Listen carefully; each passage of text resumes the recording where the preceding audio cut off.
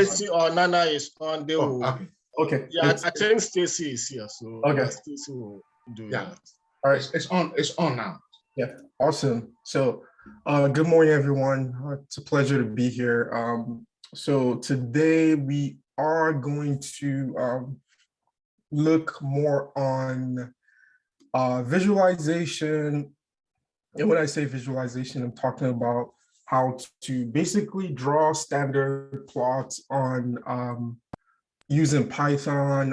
We're going to look at the likes of the different libraries that help draw interactive plots.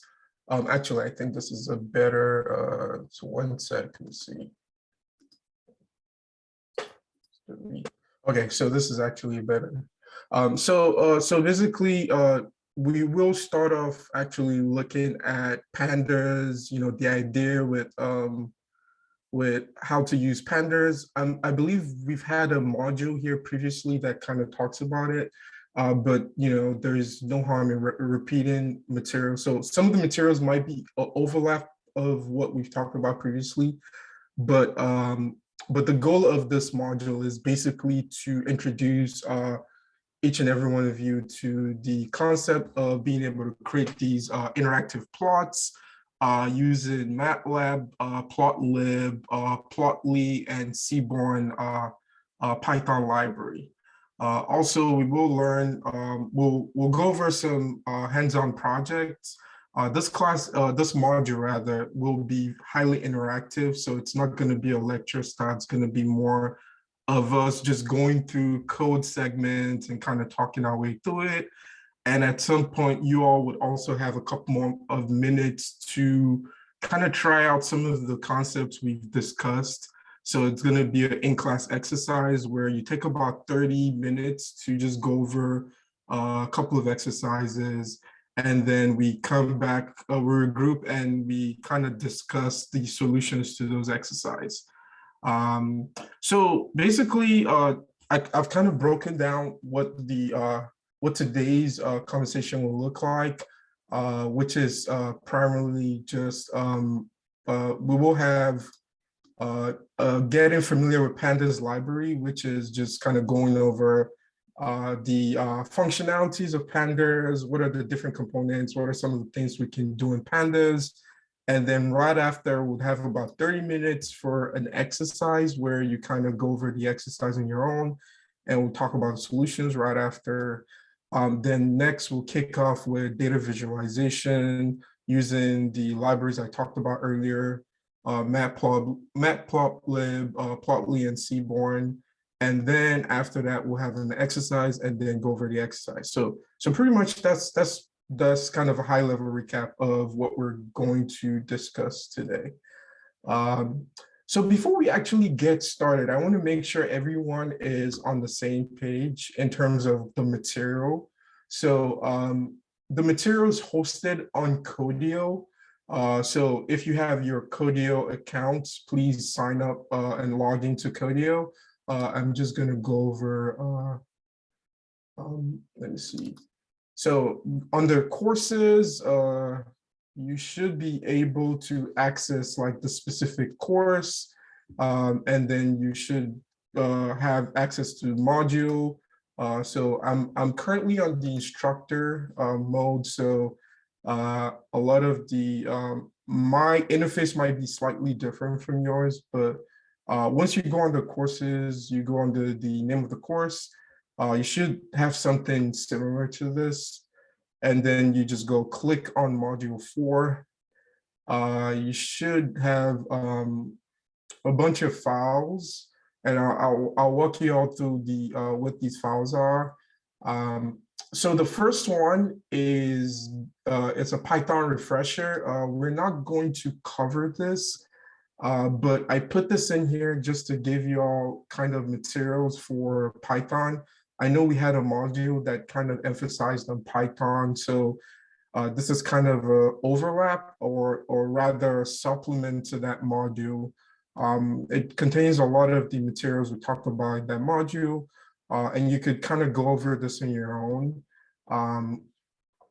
But also inside of the the notebook, we also have a bunch of other files. There is the Pandas basic, which is what we're going to be discussing today. There's also the Pandas basic exercise, which is the exercise we all will go over after our conversation on Pandas. And then we have data visualization as well. And then right underneath is the exercise. And then for Friday, we have exploratory data exploration and visualization, and also exercise as well. And then finally, we have another exploratory analysis notebook that just kind of analyzes COVID-19 data set. So this is on Codio. If you do not have Codio, not to worry. The information is also hosted on GitHub. I highly recommend that you get Codio, by the way, because it's just a lot easier to manage, and you don't have to install any additional module. But on GitHub, this is also housed on GitHub. So if you go to VADSTI 2022, so this is the link.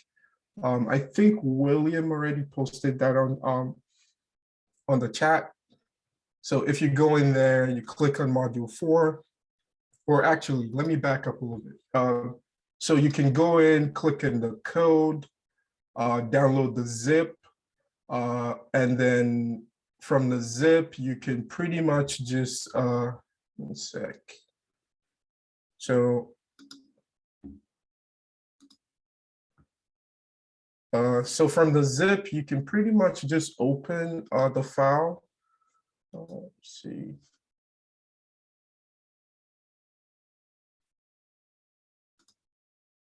Give me 1 second to open this. So you can pretty much open the file. I think I have using Anaconda. So if you click on Anaconda, so this is showing a different screen from mine. But if you click on Anaconda, you can basically load the file in there. Let me see if I can just walk us through a process. So just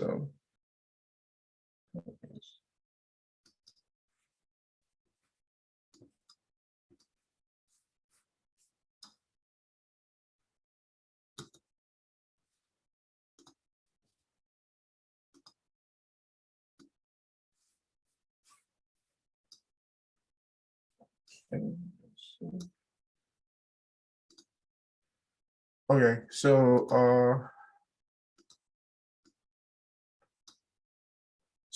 this is Anaconda. You have the Jupyter notebook that should pull up on the web page, and then you could basically look for the file and just open the file. So it's kind of, yeah. So once you open it, it looks something like this. I'm just gonna pull this up here. It should look something like this on your web browser. And it's pretty much the same material that we have on Codio. I will say one thing about the GitHub repo.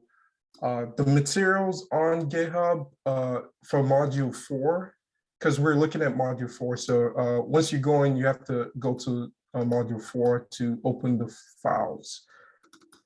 But the materials in module 4 is missing a couple of folders.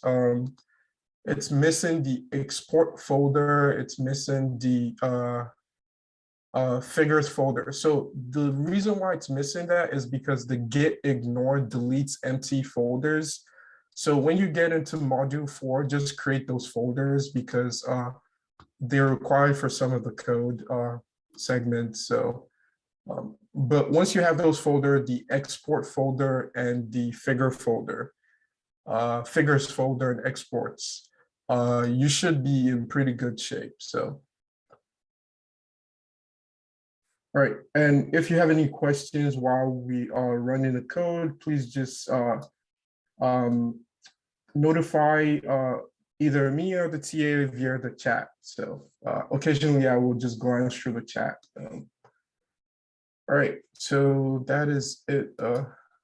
All there is to, let's see,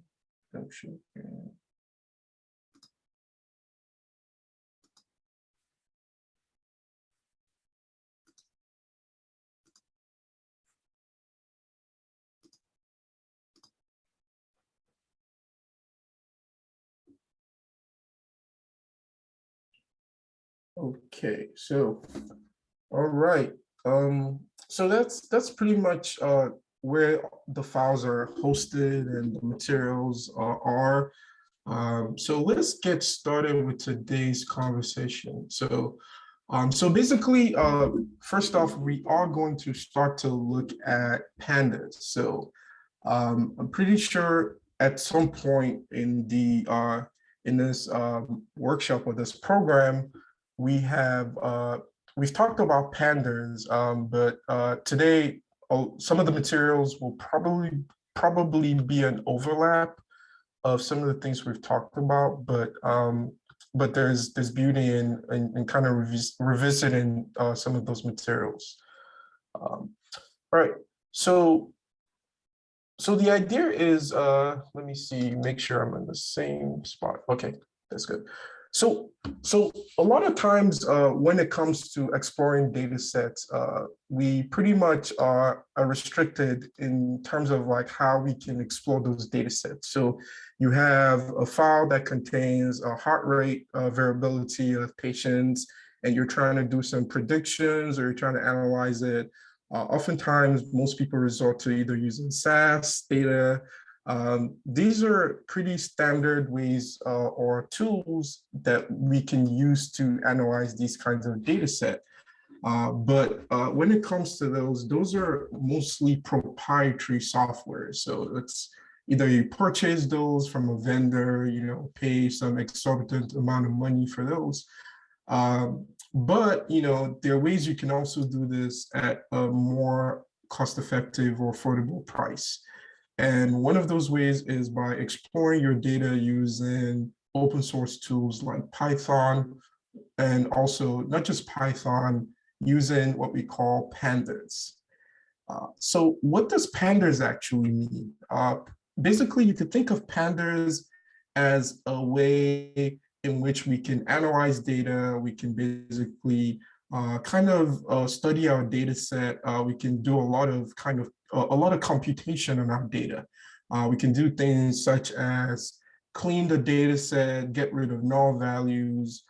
We can visualize the data for a better understanding of our data set. We can provide some kind of prediction based on the data. We can basically do machine learning on that data. But pandas is you could think of it as the storage mechanism or the table that is used to structure our data such that we can perform these analysis.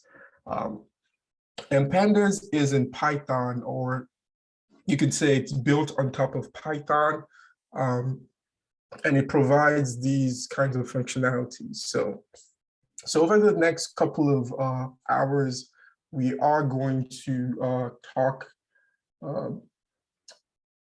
Let me back up a sec. I just glanced through the chat. So there's going to be a lot of back and forth just because when I glance through the chat, if I see a question, I'll just answer it. So somebody asked, how do you create the two folders? It's pretty, so what you do is, let me see. So you go into the VADSTI, the downloaded repo. So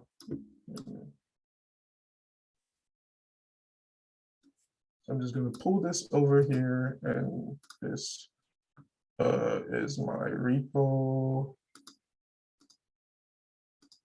Let's see.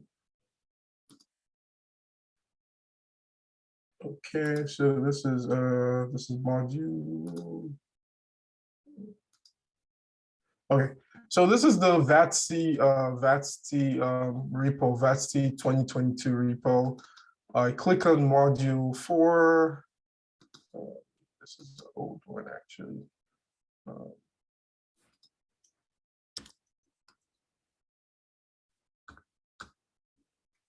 Okay, so we have VADSTI 2022. Okay, so module 4. Inside of module 4, I already have those files in here, but you can basically just say right-click, new folder, and then you have exports, and you could have, so because I already have it, I'm not gonna create that again. It's not gonna create it again. So basically, when you right click, you create a new folder and you just have the name of the folder. You change the name to exports, and also you change the name to figures. So just gonna move this to trash. All right. So moving back to what Pandas is used for. So basically, Pandas is that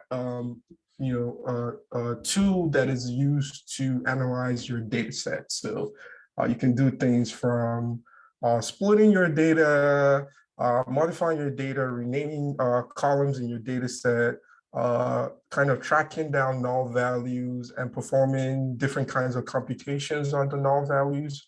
You can use it to visualize your data. You can even use it for deep learning. So when I say deep learning, I'm talking about machine learning materials. So pretty much everything that deals with analyzing data. Pandas is the platform that allows you to structure that data such that you can further analyze the data. So pretty much Pandas is in a tabular form. So the data is represented in this table-like form where you have your columns, your rows. So you could think of it kind of like an Excel sheet. So it's kind of like this big Excel sheet. Okay, so let's, enough of the high-level overview of Pandas. Let's kind of get into how to utilize Pandas. So first thing you want to do is, and this is already done inside of Codio. And if you have the notebook, you should have all of the materials in there. First thing is you want to make sure you have Pandas installed. So pretty much we issue a command to install the module. So Pandas is a Python extension. It's a Python module that we have to install before we can actually use the functionality. So a quick and easy way to install Pandas is through the terminal, but in this case, since we're using the library, we're using the Jupyter notebook, we can just issue that command in the notebook. So the command is we use the sudo pip install pandas. And once you run this, so I'm just going to go ahead and run it. What this actually does is it pretty much just installs pandas, installs all of the modules, the requirements for pandas, and you should get a satisfactory message. If you don't get any red indication, you're good. The yellow just means some warnings, maybe it's been previously stored or some cache issues, but we're pretty much okay. But once you see a red, then you know, okay, this is there's some issues with the installation. Okay, so once we get Pandas set up and everything works well, the next thing you want to do is we want to import Pandas. So we cannot use, so the way Python works is you can't use the module without importing the module. So if you have a library that was developed and you want to use that, you have to first import that library to your code. So in this case, we are going to import Pandas into our code base. So we start off by saying using the import keyword and then the name of the module. In this case, it's Pandas. And then we use alias. So the idea of the alias is just to, instead of having to type in Pandas every time, we can just use a nickname or short form of Pandas. In this case, we say PD. You can call it whatever. You can say P, you can say PA, whatever the case is. But the idea is we don't have to always say Pandas. We can just say, every time we want to use Pandas, we can say PD in this case. Also, we import NumPy because some of the computations or generating our data set, just because we are just showing some examples, So we're going to be using a lot of NumPy arrays, just a quick and easy way to show how to manipulate a lot of the data or create the data frame. So we are also going to import NumPy. Okay, so once we have that set up, I'm going to go ahead and run that. So to run, you just click the run at the top and that executes that. So this is the second thing we just ran. So that is, that's why you have the number 2 on there. Okay, so this right here is just, this is not required, but it's something that, that just says, okay, the number of maximum rows that a pandas table displays is 10. So you could also say 5. So it means every time you display a pandas table, it displays only just 5 rows. But we're gonna stick with 10 for the examples. Okay, so the materials discussed here obviously is somewhat a subset of the documentation. As such, we will not have all of the information. We will not talk about all of the information today. The documentation offers a very extensive resource on how to navigate through pandas and how to utilize pandas. So it's something you could glance through. I don't expect you all to kind of read through all of the materials and documentation, but this is kind of a good resource to have. Say, for example, there's something in class in this module that we don't talk about. All of that is covered in the documentation. And here's a link. This is a link to the documentation. All right, so let's get started. We've installed all of the requirements in pandas, and we have our pandas our pandas module included in our program. So now let's get started creating pandas data frame. So the idea is there are a couple of things you can do with pandas. You can basically create pandas from scratch, a data frame from scratch. I haven't really talked about what a data frame is, so we're going to just go right ahead and talk about that. So what is a data frame? So a data frame is actually the table that is created in using the pandas library. So the data frame is the core of pandas. So a lot of the conversation that we just had earlier, talking about analyzing this data set, the data set that we're actually talking about is what we call the data frame. So every time you want to import data into the pandas library or into the using pandas, you have to create a data frame. So if the file is in Excel, you have to basically convert that file to a data frame. And we'll talk about the different ways pandas allows us to create these data frames. So the first step will be creating a data frame from scratch. So the idea is you're not importing data, you just want to create a table from scratch with a bunch of information. So the way pandas works is it uses a data structure called a dictionary.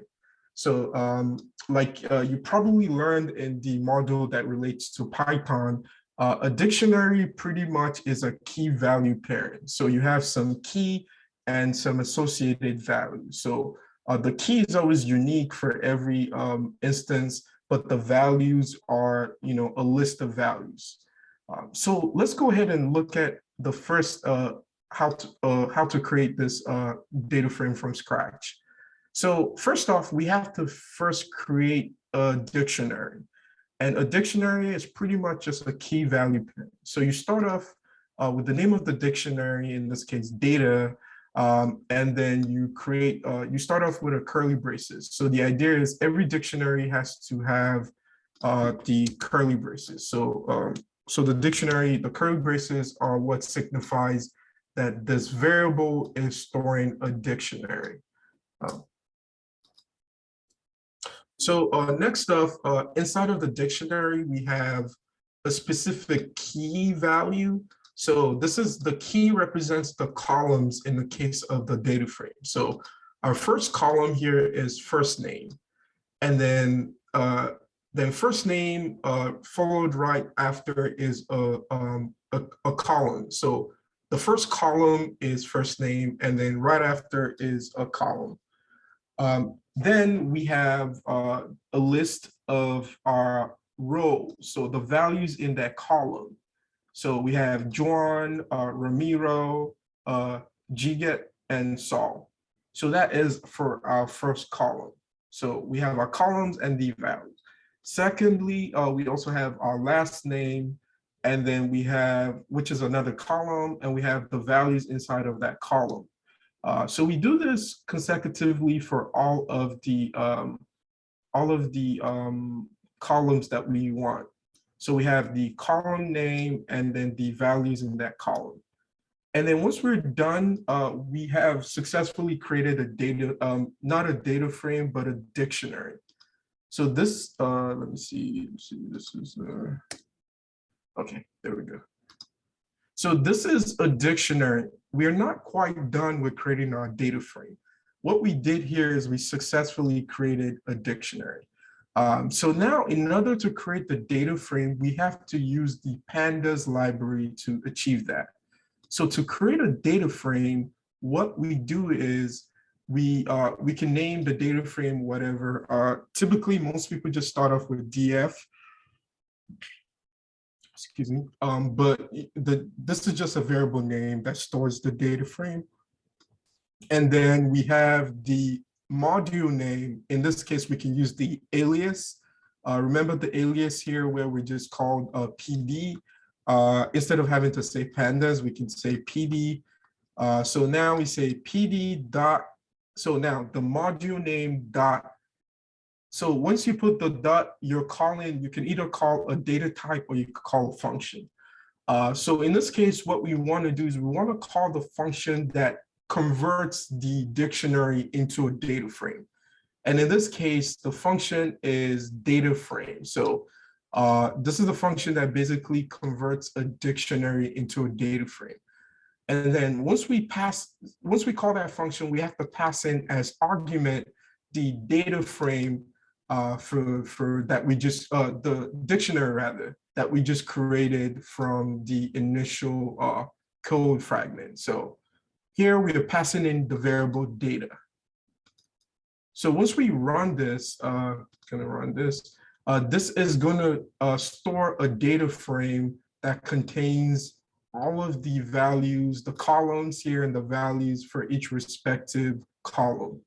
So now let's view our data frame. So to view our data frame, we can just click, we can just write in the keyword DF. And once we run that, that should give us our data frame. So in this instance, you notice the column first name with all of the respective values, last name with all of the respective values and so forth. So we successfully created a data frame from scratch using a dictionary. So basically, so that's one way of creating a data frame, which is creating a data frame using a dictionary. Also, you can do things like you can change the index values. So by default, it uses a number to signify indexes. So you start from index 0 to n-1. But you could also change those if you want like custom indexes. In this case, we want to change our index values to these respective code names. So in this case, we create the data frame again. So this is just rewriting the data frame, by the way. So we create those data frame and then we pass in an index parameter. So in this case, we're saying make the index a list of these values. So the start of the index is going to be this code name. The next is going to be the code name and so forth. So now when we run this, excuse me, when we run this, we should have our index modified. So, so basically our index is going to look something like this as opposed to the default, which is 0 to 3. And by the way, if you have any questions, please just reach out through the chat. I do I do like a very interactive class. So if there is a question, just reach out through the chat. Okay, so now we've created a data frame from scratch. We've modified the index. We can do a couple of other things with the index values. We can basically search through an index using the function, well, this is not actually a function. This is a data field or data instance. We can say df.loc and okay, so we can say df.loc, and basically what that does is we're able to kind of streamline our data frame. So what this pretty much just does is you can basically search by the index. So in this case, we're trying to retrieve data based on this index value. So if you run this, what this gives us is it gives us the values for that respective index. So I believe that index is Ramiro, last name is Cost, age 62, race white, and gender is male. So basically, we can streamline the values of the index just by directly calling the index.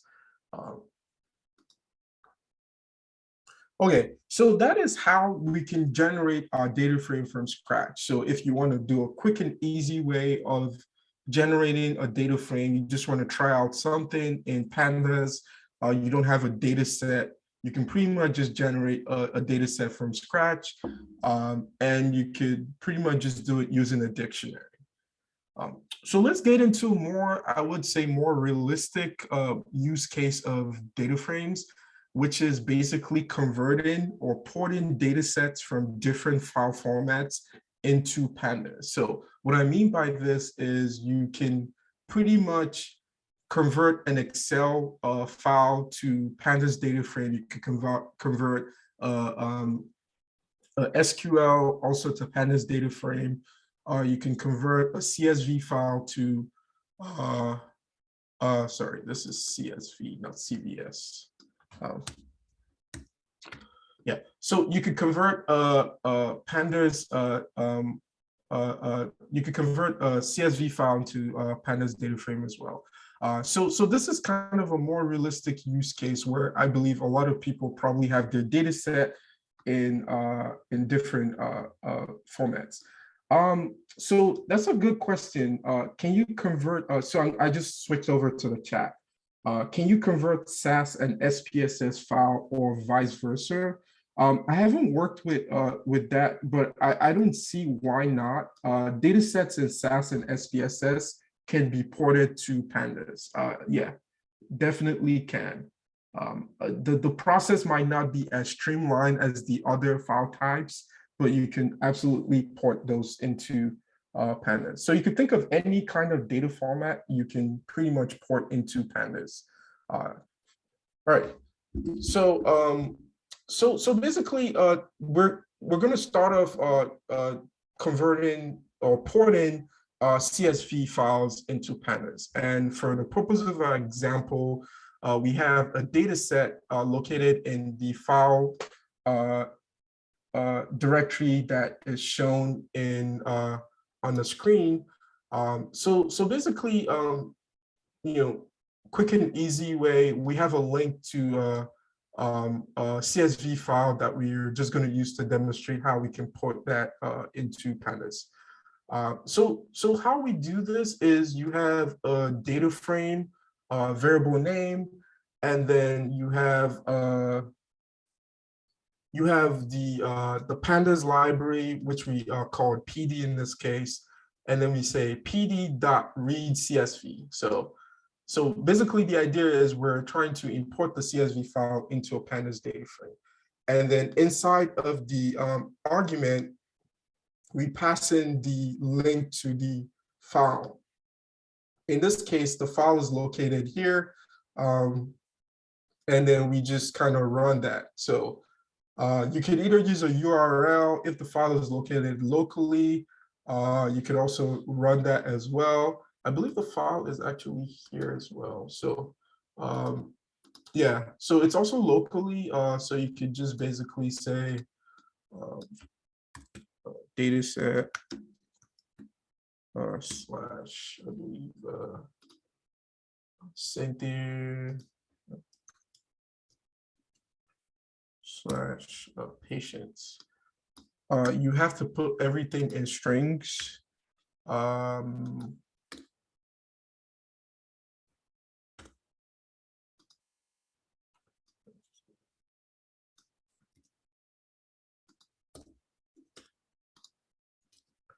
So this should also work because we have the data sets, which is right there. We have Cynthia, which is this, and then patients.csv right there. So we should be able to run this just locally as well. All right, so once you run that, what actually does happen? So basically what happens is we basically successfully ported or took the CSV data set. CSV, by the way, just means comma separated values. And we converted that into a pandas data frame. We store that pandas data frame in the variable patients_df. So now every time you want to reference that value, the data set, we can just use the data frame patients_df. All right, so now we can do a couple of things with that data set. We can perform, we can we can split the data set, we can visualize the data set, we can look for null values, we can perform advanced concepts, statistical concepts on the data, or statistical methods on the data set as well. So now let's start off by just taking a quick peek at the data set. So I like to do this when I import my, port my data set into Pandas. I like to just take a peek at the data set. One of the ways of doing this is by just saying the data frame name dot head. So what that means is you see the first, by default, you see the first 5 rows in your data set.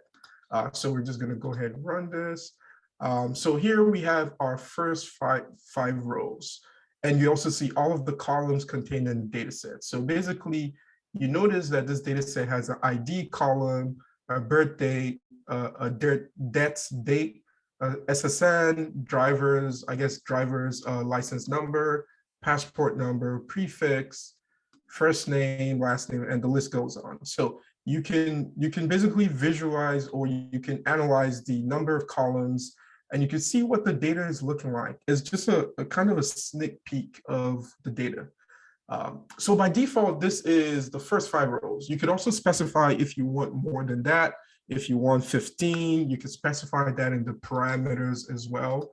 And what that does, it returns the first 15 rows. So remember, the index starts from index 0 to index 14. Okay, so a good question here. Why dot before dataset name? So this is actually an object. So we're not going to get into too much of the technical details, but what actually does happen is a data frame is an object in Python. And then each object does have functions that they come with. So the dot just means you're calling a function to perform a specific action on that object. So in this case, the data frame is patients_df. So we can perform certain functions based on that data frame. One of them is just to see the first 5 rows of the data frame. So that's why we use the dot operation. So this is more of a Python thing than a data frame. So when we say dot, we can perform, we can say info, that's another function. We can say describe, it's another function. We can do a bunch of things to the data frame because that data frame is actually an object, a Python object. So not getting into too much technical details, but every time we create a data frame, we have some associated function that comes with a data frame. Oh, I see. Sorry about that. I thought it was a dot with that. So the dot in the data set. So it just means the root directory. So this is more of a Unix thing. Let me see, does it actually work without that? Okay, actually it does work with that. Yeah. So this is more, you could take out the dot, but what that's just saying is start from the root directory and go to data sets. But since we're in the root directory, we don't need the dot. Yeah, it doesn't matter. You could take that out, or yeah.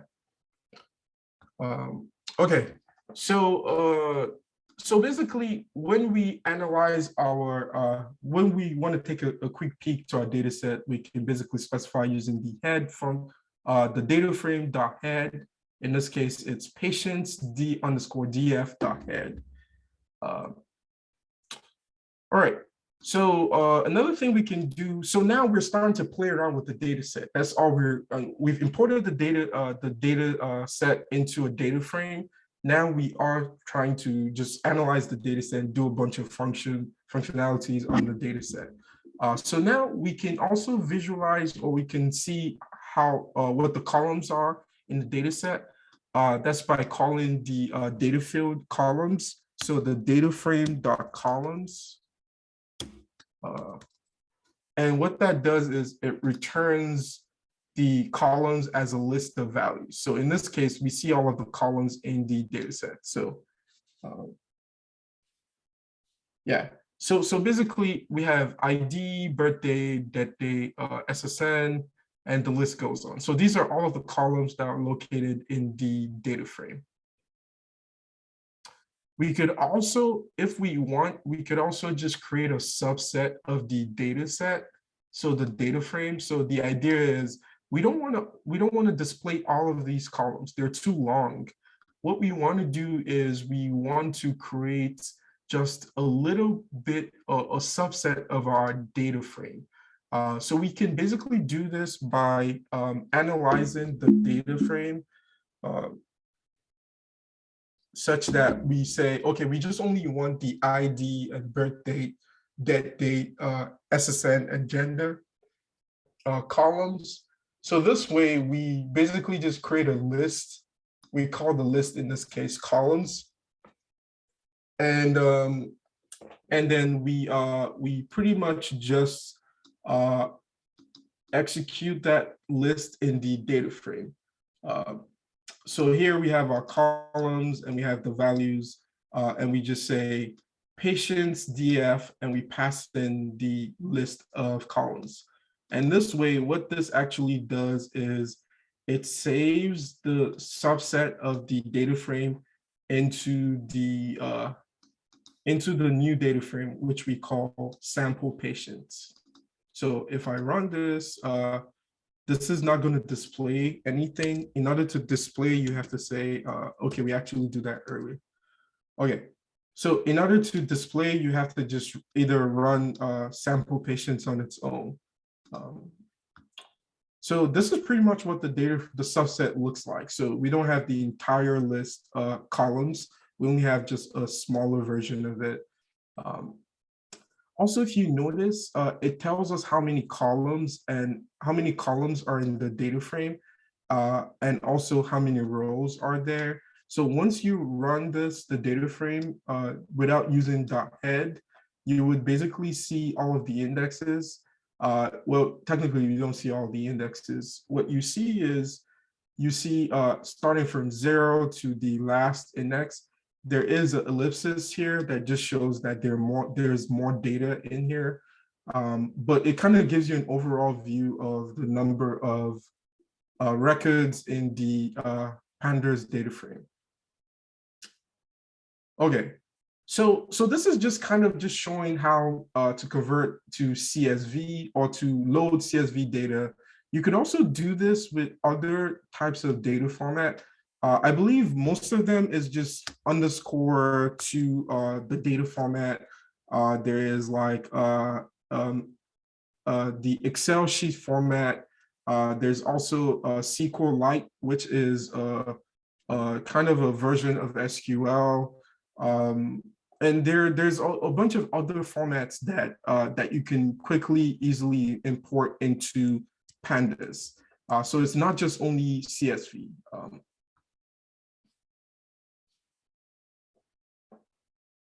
Okay, so likewise, you could also export from Pandas a data frame into maybe Excel, or you could export into other formats.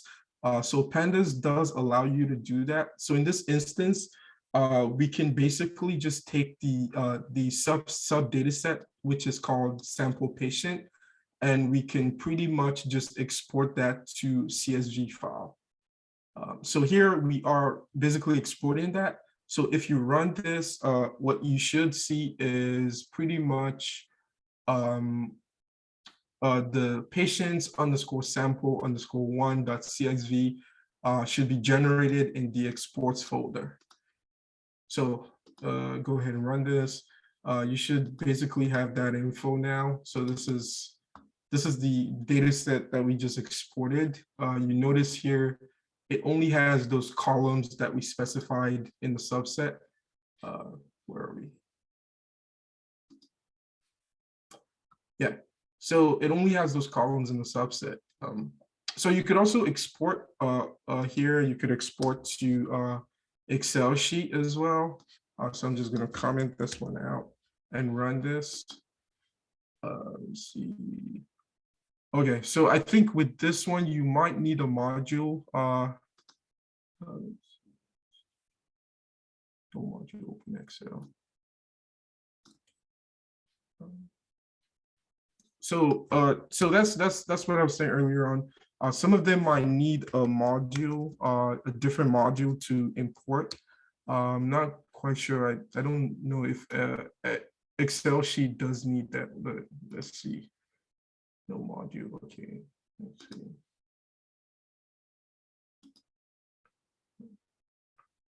Just 1 sec. Let me see if that's the.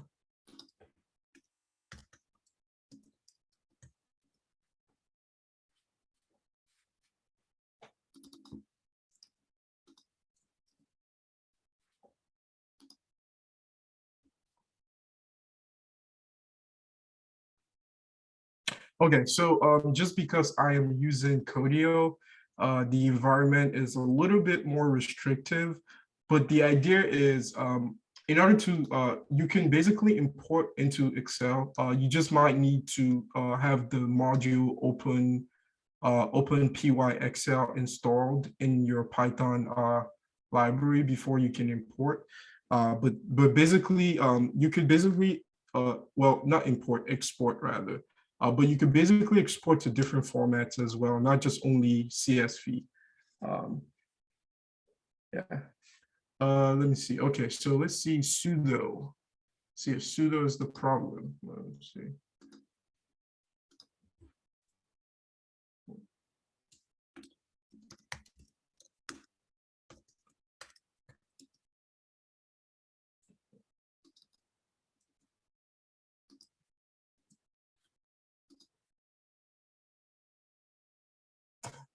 Okay, seems like sudo is the problem.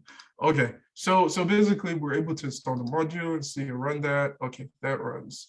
All right, so now we have the Excel sheet imported. So the idea is pretty much standard for every other formats. You can also import SQLite or export rather to SQLite and different other formats. You just have to make sure that the module for those formats are installed.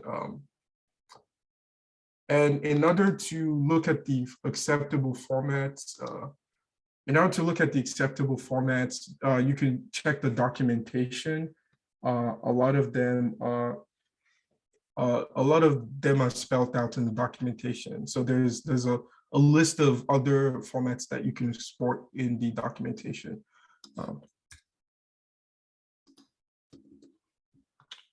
Okay, so now we kind of have an idea of how to basically create these data sets from scratch, how to import, how to export. So let's start diving into more technical details. So we have our data frame. What are some of the things we can do with this data frame? So we kind of talked about just taking a peek at the data set and looking at the column. So we're not going to go over that. But the idea is you can basically look at the first 5 rows or the first 10 rows, whatever the case is, Likewise, you could do the same with looking at the last rows. So just as we have the dot head, we also have the dot tail. Dot tail pretty much just is the reverse of the dot head, which looks at the last 5 rows. In this case, by default is the last 5 rows. You can specify if you want the last 10 rows or the last 15 rows. Okay, so that's kind of taking a peek at the data set. So let's kind of look at more interesting things we can do.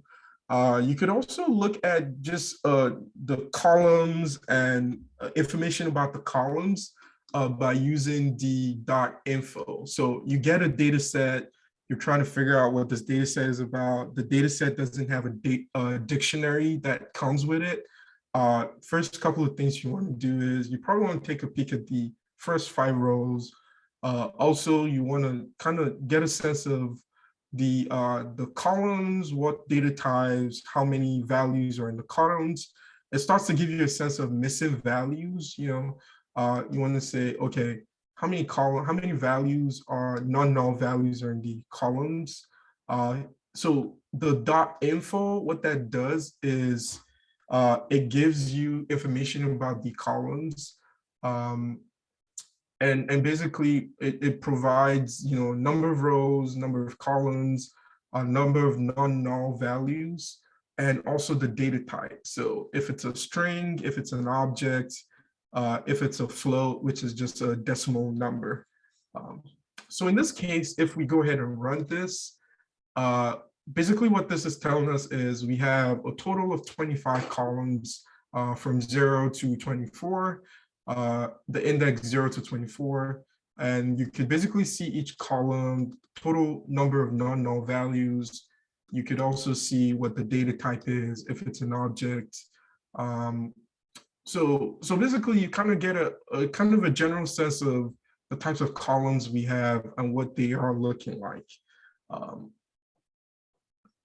And also it kind of shows us memory usage of the data frame, which can be interesting if you have a large data set. You just want to see how much memory your data set is using at a specific time. Okay, so you could also get the number of rows and columns of a data set or data frame in this case by using the dot shape. So what the dot shape pretty much does is it returns the number of rows and an associated number of columns. So in this case, if we say dot shape, it gives us 1,171 rows and 25 columns, which is pretty much what we will expect. Even if you do the dot head, it kind of gives us that information as well. So if you scroll over, let me see, patients DF. So it kind of gives us the info if we, let me see. It gives us the number of columns, actually. It does not give us the number of rows. But you can kind of see, based on the analysis, what dot head does is it returns the number of rows that we specified here and the number of columns. So it's kind of slightly different. Object is a string. Object is a string for this number. Yeah. All right.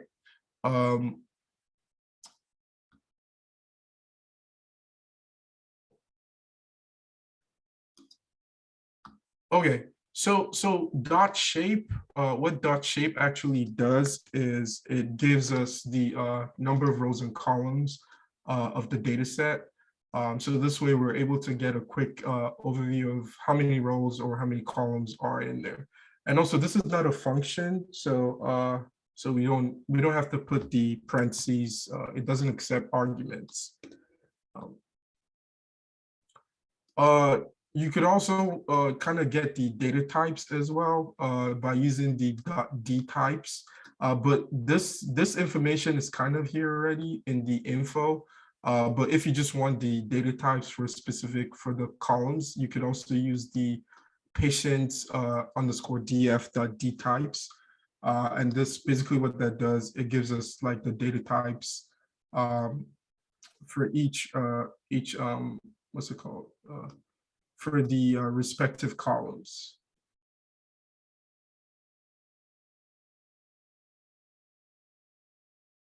Okay, so that's kind of a high level quick overview of some of the simplistic functionalities that we can perform on a data frame. So let's kind of start to delve in a little bit more advanced concepts. So once we have our data frame, we've kind of gone through high level overview. What are some of the additional materials that we can, or functionalities we can perform in the data frame? We can basically try to track the number of missing values. So what I mean by that is you want to see what column contains missing values or what row contains missing values, because maybe you're trying to perform some analysis on the data and the missing values are going to misrepresent your data set. So you need to be able to kind of track down number of missing values. Missing values are represented in Python using the non-object, and also in NumPy, it's np.nan. Typically, because the data frame is built on Python, so it's pretty much just a non-object. So how do we actually generate this missing value? So there's a functionality is null. Is null pretty much does that for us. So we can call the function or the method is null. And what that would do is it will return a Boolean value of true and false. What does the true and false values actually mean? So what that pretty much means is if the column or the field is null, it returns a true.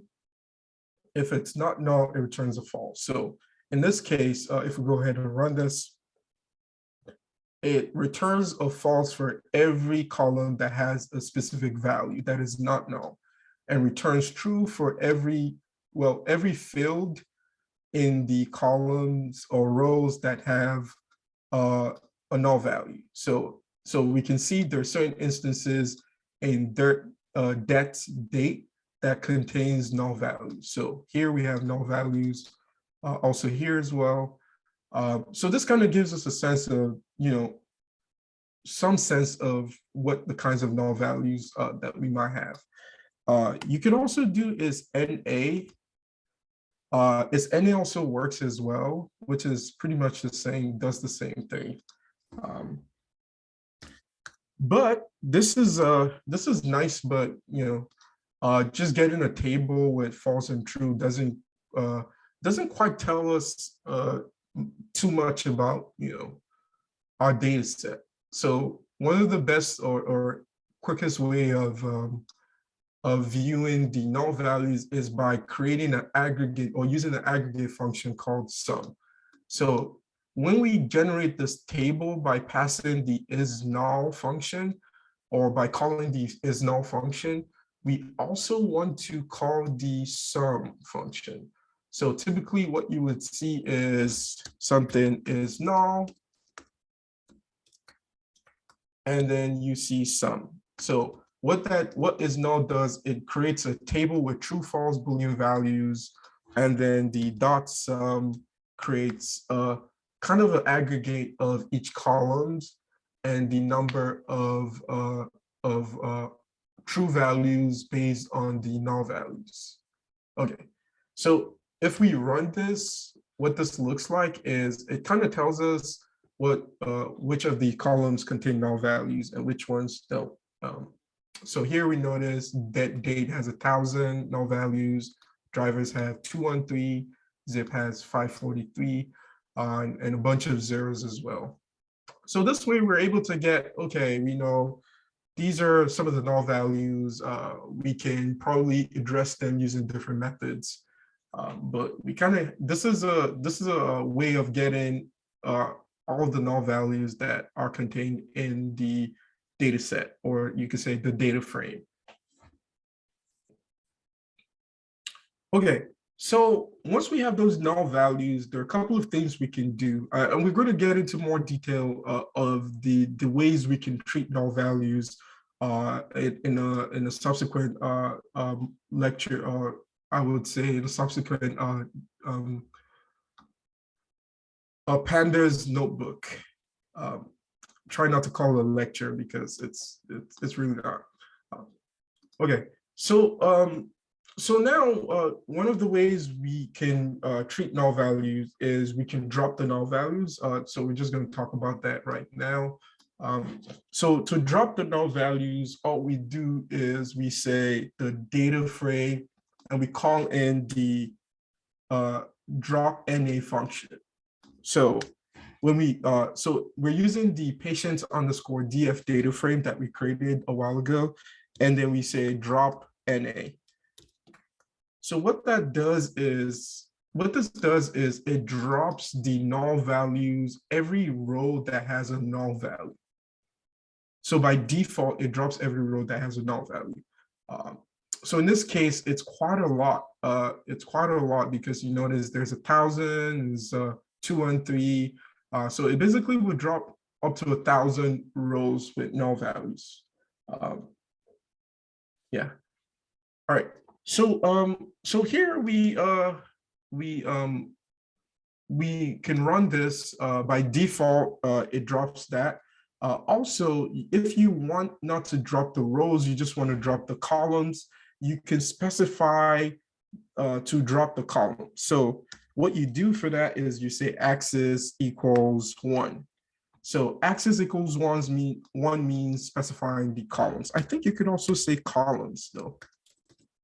Let me see if this actually works. Okay, so you can actually do this too. I think previous updates have made this better. So instead of using 1 or 0, you could say axis equals columns, axis equals rows. So what that does is specifies if you want to delete on the axis of columns. So what that means is we can just delete the column date, and we could delete the column zip this way, or we could say axis equals rows. And what that means is we delete based on the number of rows that have null values.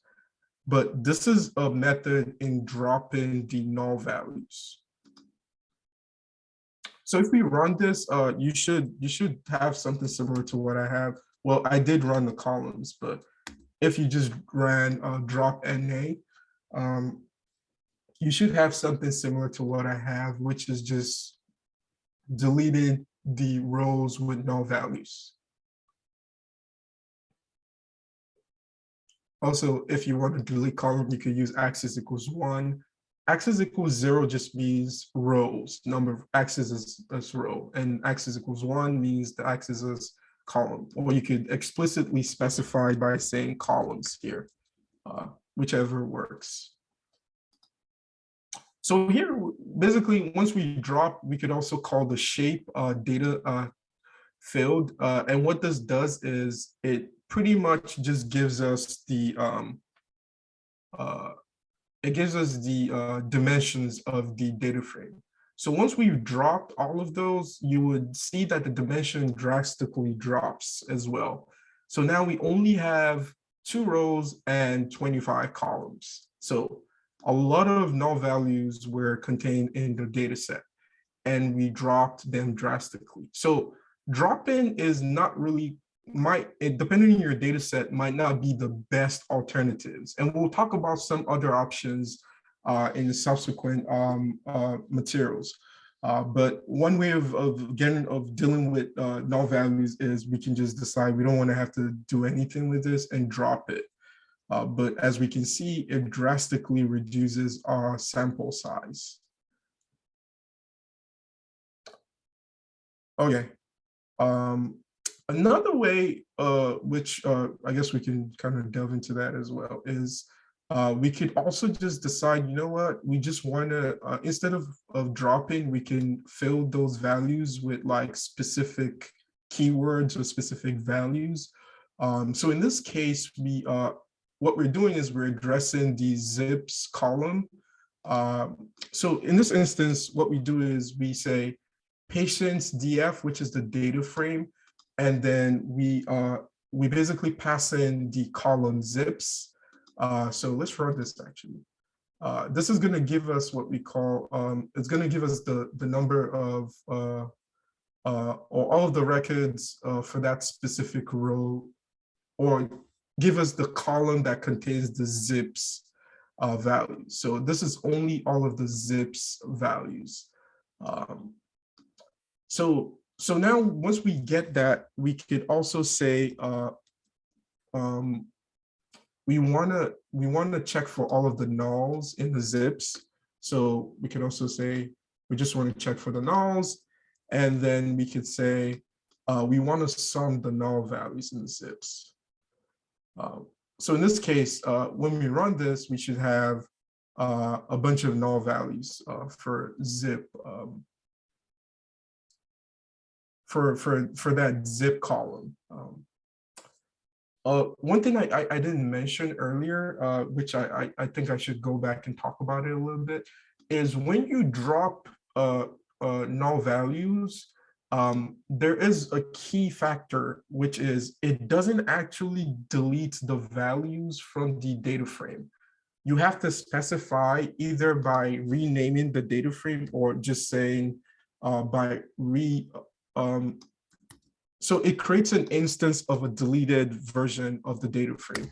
But in order to actually store those deleted version, you can either do this, which directly changes or alters the original data frame, or you can specify that in here. So you could say in place equals true. And what this does is it basically drops the data frame, the null values in the data frame in the patient's DF without returning a new version of the data frame. So if you don't specify this, you just run this, it's going to return a data frame that has the null values, the rows that contain null values dropped. But if you want to save that, you have to specify patient's DF equals that, or you could say, you could just say in place equals true. Equals true. And sorry. And this should do the trick where, you know, it kind of changes the values of the data frame actually. Okay, so we just, all right. So basically, once you drop, you can pretty much fill the data frame with value. So in this case, we are trying to fill the zip column with values, a string. In this case, we say UNK. You could say ABC, whatever you want to call it. But what this does with the fill NA is it replaces all of the null values with the string ABC, or in this case, UNK.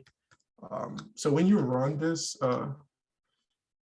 you notice just by looking at the data frame or portions of the data of the column, you notice that there is a UNK, which just means unknown in this case. So what this fill NA does is it fills the null values with a specified string or specified value. In this case, we're saying UNK is the string to fill every null value with. Okay, so this returns that column, but if we want to save it, we can just use the column value, and we could say patients DF, which is the data frame, and then we call the specific column, and then we say equals to the code we just wrote earlier, which basically fills the null values of the zip column with an unknown string, UNK string. So now, once we run that, this stores that into the patients underscore DF zip, and now we could also check just instead of checking the entire patient's DF data frame, we can check just for that column called zip. And we check to see if there are any null values in there, or the total sum of the null values rather. When we run that, it should give us 0 just because we've replaced the null values with a string. So we shouldn't have any issues with null values in that column. Okay, see how much time we have. I'm not sure what time we go on break, Will. Just let me know if when it's, when it's time to go, typical time to go on break, because yeah. Okay, let's run it by John. John, let's see, John, do you have because 12, we start at 11, right? So maybe at 12:30. Okay. And then just regroup. 10 Yeah, 12:30 is fine. We can take a 10 minutes break at 12:30. Okay, sounds good. All right. Okay, so basically, just a quick recap of some of the things we talked about. Still kind of walking our way through the functionalities of Pandas. I would say Pandas has a vast array of functions.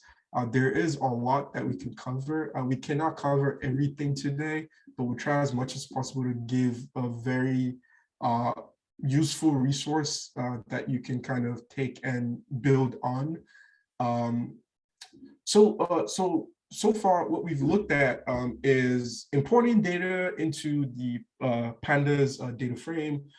We've also looked at just kind of basic functionalities such as checking for null values and what are some of the things we can do, like deleting the null values or adding random strings to the null values or specific keywords to replace the null values.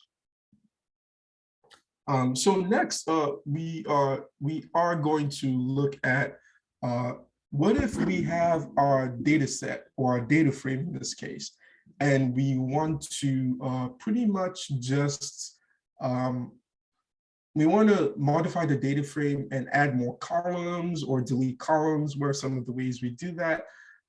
So how do we add columns? So if we have our data frame, we're loading another data frame. So we have a lot of data set, by the way. So this time we're using the encounters.csv data set. It's quite different from the patient's data set that we're looking at. So now we create this data frame and we read in the CSV data set, which I believe should be somewhere in here. If you look closely, data set cannot be opened. Okay, so this is a little bit large, so I'm not going to open that right now. But you can see that it's part of the files that was given to you. So you can at your spare time you could kind of explore that on your own. But the idea is we load that data set into the Pandas data frame, and we just take a peek at the first 5 records. And you notice it's kind of similar to the patient's, but this has more information like the patient ID, organization, provider, payer, encounter class, I guess code, description, and a host of other medical information. So now we get that data frame, we've created this data frame. We can also do just view the columns. We've kind of talked about this. So now you notice in this data frame, there is something interesting about it. The start and the stop. So this is actually, let's see if we can look at this. So start and stop are actually object type, which represents strings in this case. So you can say an object is loosely related to a string. It's kind of a little bit different. It's an object, but for the purpose of this, we could call it a string. So the idea is basically, we want the start and stop columns not to be an object, but to be of type date. So this way we're able to perform we can easily modify the time stamp. We can do a lot of stuff with the time. So what we can do is we can convert the column start to a time or to a date data type. So how do we actually do this? So one of the ways we can do this is, let me see if I ran this. So data is not defined. I'm just going to do this. Just give me a sec. I might have not ran that.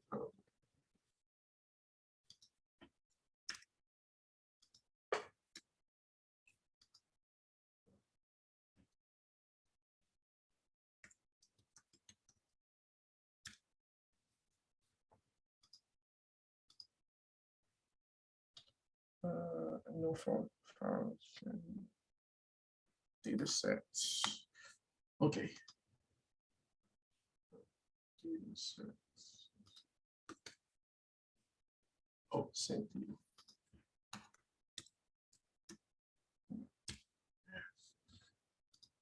Okay, so basically, I just try to run, make sure I don't encounter errors at some point. So the idea is we want to convert the start and the stop data types. We want to convert that from the object type, which is loosely called a string,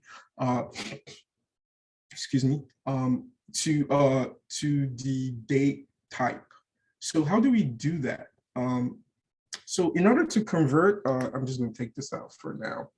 In order to convert, we can call a function. So Pandas does allow a function to convert from one type to another. So it's kind of like casting in programming. So we do cast from one data type to another.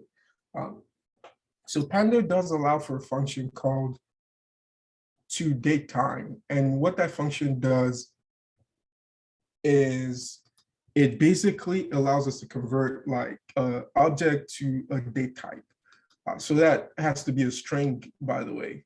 So here we say pd dot to underscore date time. And what that actually, this is a function that we call.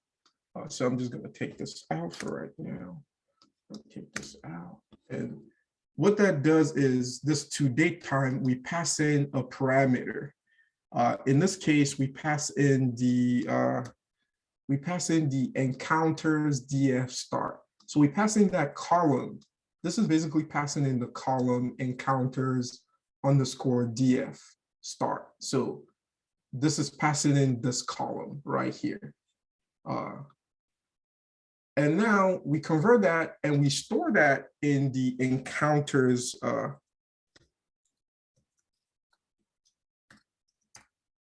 we store that in the encounters df start, I believe.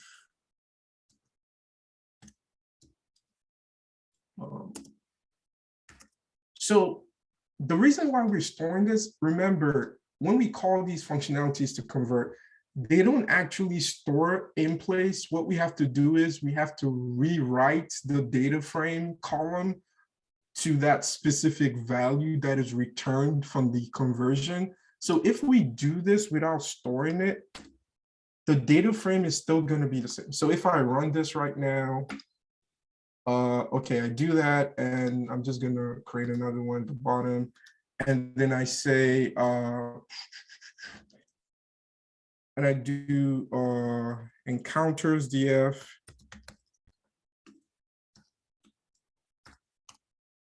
dot d types.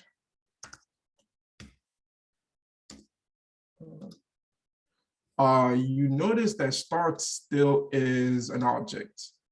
And the reason is because this just only returns the values as that type. In order for it to actually store, you have to rewrite the column itself. So we have to say encounters, and then we pass in the column start, and then we replace that with the value that is returned from this code fragment. So when we run this now, it's gonna basically rewrite this, the column start to be of type data type, or date. I think it's called date time. And now when we run just to check the data types, you notice that start has changed from an object to a date time. And you might ask, why do we have to do this, or why are we doing this? The idea is it's a lot easier to manipulate the dates using the date time data type than to use the string. So this is useful when you're trying to subtract like 2 hours or something, but multiple hours. Instead of having to deal with string format, you can just directly do it in the date format. So we also do the same thing to the stop time as well. We could also convert that as well. And when we run that, you should see both types having changed. You could also perform the change to not just only date type, you could also convert using from a string to a number. There are a couple of ways you can do this. You could use the lambda function to apply the conversion as well. Okay, so basically the idea is we can convert from one type to another. And we just kind of showed an example how you can convert from string to a date type. You could also do from a string to what's it called, to integer or float as well. Okay, so here what we're doing here is once we've converted to the date type, see, it's a lot easier to perform a difference between 2 times. So now we want to see how many days does it take from start to stop. We could also check how many hours does it take from start to stop. This way, it's easier because they're in date type. We can just say the difference between the stop and the start, and then a couple of other things. So when we say difference between start and stop, we call the .dt.date function. What that does is it converts it to days instead of just like the time sequence that was shown. So if you look at the time sequence, it has like the year, day, and then the hours. So now we're only interested in the number of days from start to stop right here. So here we say the column that stores the stop values and minus the columns that store the start. And then we say .dt.days. So what that does is we only want the days, not the hours or anything, just the number of days. And then here, the result of that, we want to sort that by ascending order. So when we run this, we should get the numbers, the values by ascending orders. Or rather by descending order, rather, not ascending, because ascending is false. Okay, so once we get that, we can basically create a new variable. We call that new variable duration of stay, or rather a new column. We call that new column duration of stay, and that new column basically contains the values, the difference between the stop and the start time column in days. Okay, so go ahead and create the column and run the data frame. So if we run the data frame, you should see that new column duration of stays, which is right at the end. So it appends it to the end of the data frame. And you notice there's a bunch of zeros. That's because the difference is in days and not in hours or seconds. So here we have a lot of the encounters were within 0 days, so a couple of hours, then a couple of days. We could also do this for hours as well and for seconds. But the benefit that converting the date type, converting to the date time type offers is that we're able to do things like this without having to worry about the string format. This would not be easy if we, it's possible to do it in strings, but we still need to convert it in strings anyways. But it's a lot easier if we've converted to the date type, and then we can just perform computations such as just getting the difference between the two columns, the date columns, and converting that to dates, or converting that to hours, or converting it to days, or converting it to hours. All right, I think we are on the 12:30 mark, so we're going to take a 10-minute break, and after which we will try to conclude the rest of this. It's quite a lot, I would say, but we're almost to the end of it, and then after that, we will have 30 minutes of in-class exercise where you all kind of just go over some of the materials in your own, and then we'll kind of have another 30 minutes where we talk about some of the solutions. All right, I'll see y'all in the next 10 minutes.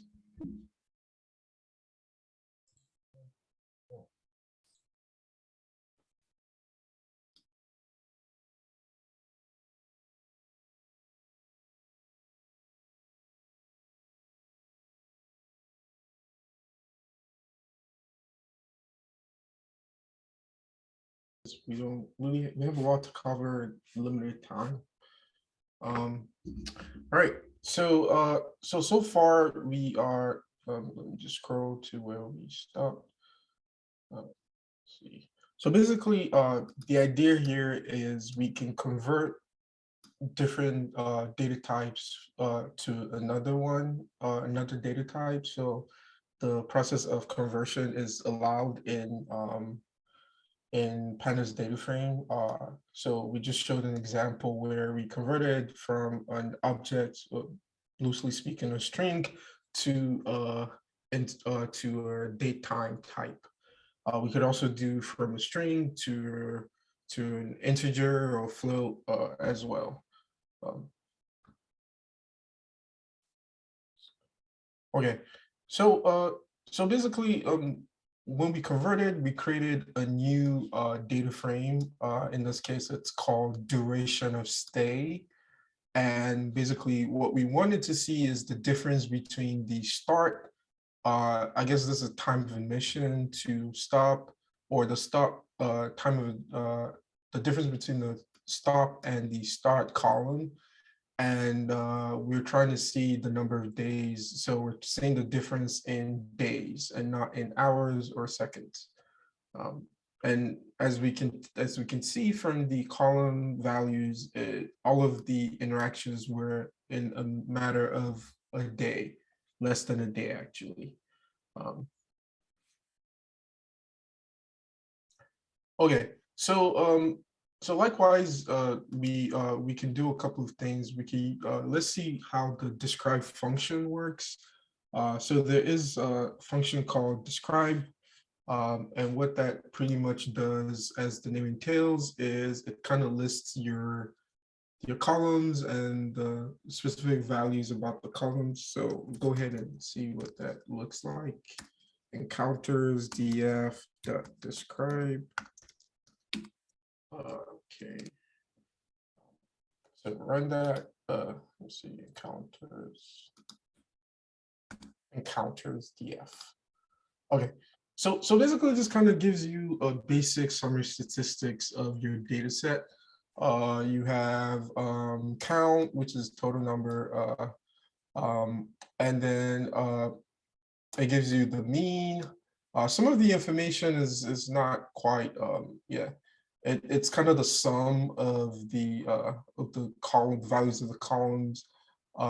Gives you the min, max, gives you first 25%, 50%, and 75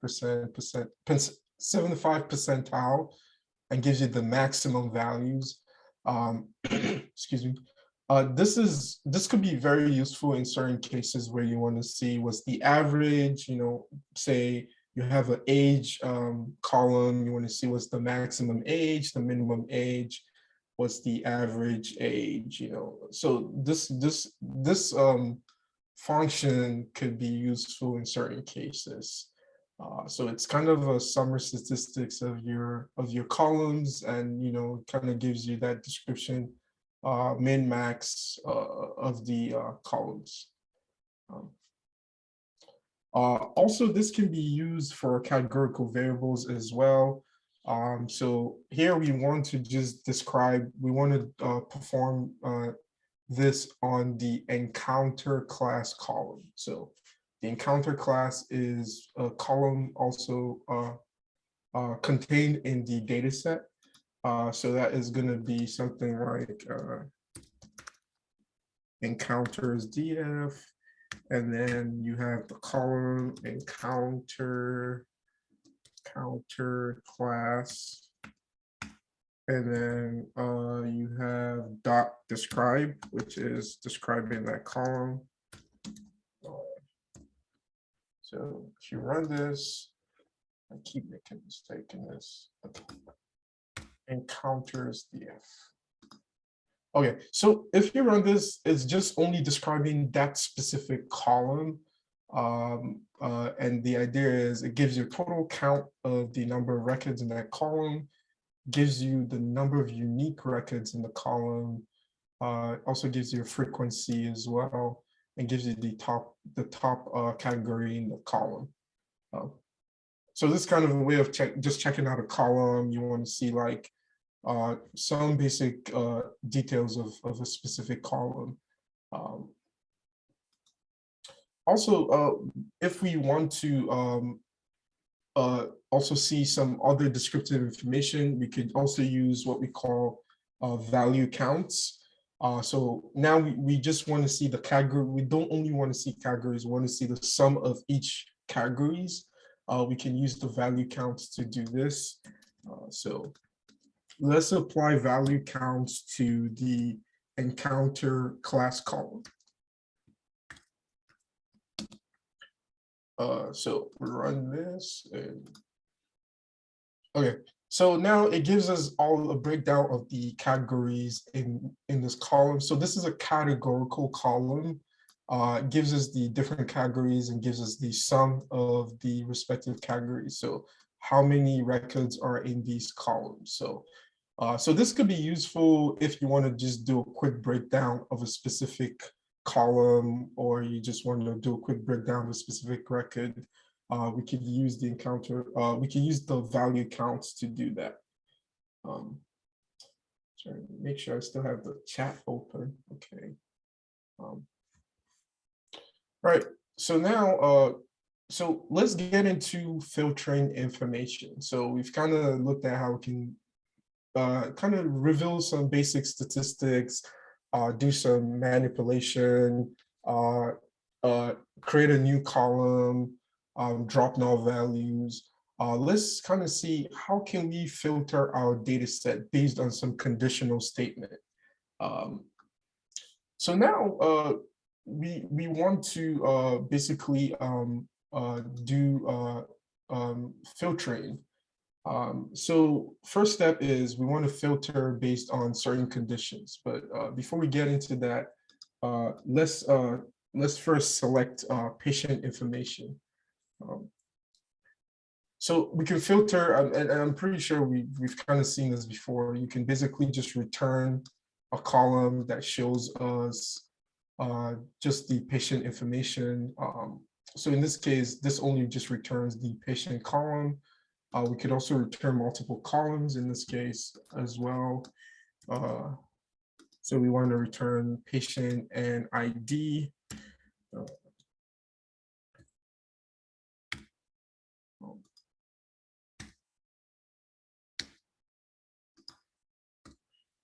We can also do that. Oh, sorry, let me see. Patient ID. Okay, it's caps.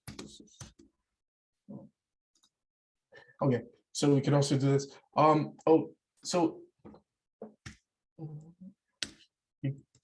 This actually returns a data frame as opposed to the other one.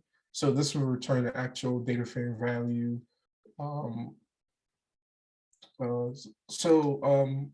So you could basically filter values just using passing in an array. You could also, I don't know, let's see, base costs.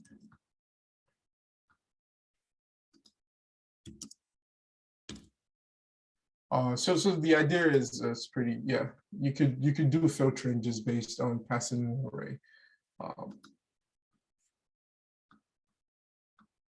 You could also filter just using the Pythonic method, which is by using the slicing approach. You want to just filter the row 2 to 5, 2 to 4 rather, because in Python, the first index is inclusive. It starts off at index 2 and then ends at index 4. So this basically just fetches the row 2, 3, and 4. Okay, so so another instance is now we can filter based on conditional statements. So here we want to, it says you want to just basically filter out the patients, our patient data frame to show only female patients. So if you go back to the table, let's just see, actually, what we're going to do is we will create another column here and say we just want to see the encounters DF. So we can see what kind of columns or data is in there. So let's look at where the patient information, like the gender of the patients are. Let's see. Let's see if there's a gender somewhere. Maybe not this one. Oh, patients, sorry. That's a different. So we're kind of going back and forth with the data frame. So we created the patients DF earlier. If you remember, it's somewhere in the top right here. So that was the first one we imported. And then we imported the encounters as well. So we're going back to the patient data frame.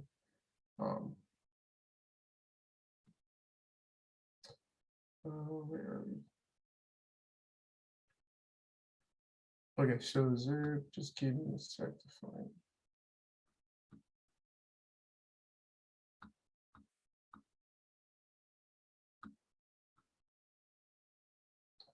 Okay, so here is the patient data frame.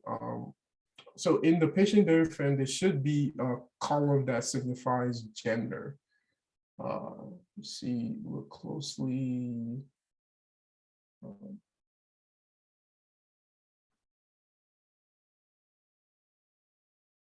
Let me just do this actually.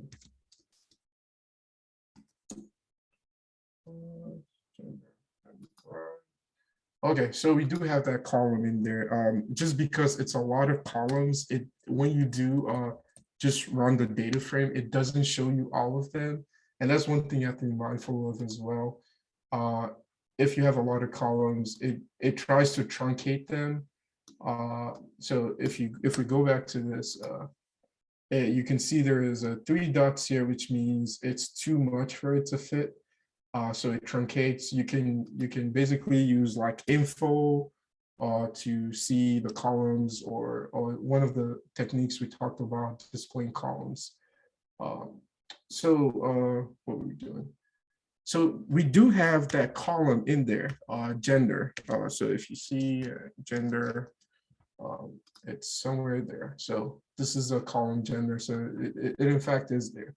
So what we're doing here is we're trying to filter based on the, we just only want to view the records that have the female patients. So one of the ways we can do this is, first off, let's create the index that works for that. Patients DF, and filter that to, we could say gender, and then say equal, so it's F, so it's a string match we're doing. So this is the condition we're going to use. Let's see, run. This only just returns true, false for the specific records. So now we want to apply that condition. Actually, we should.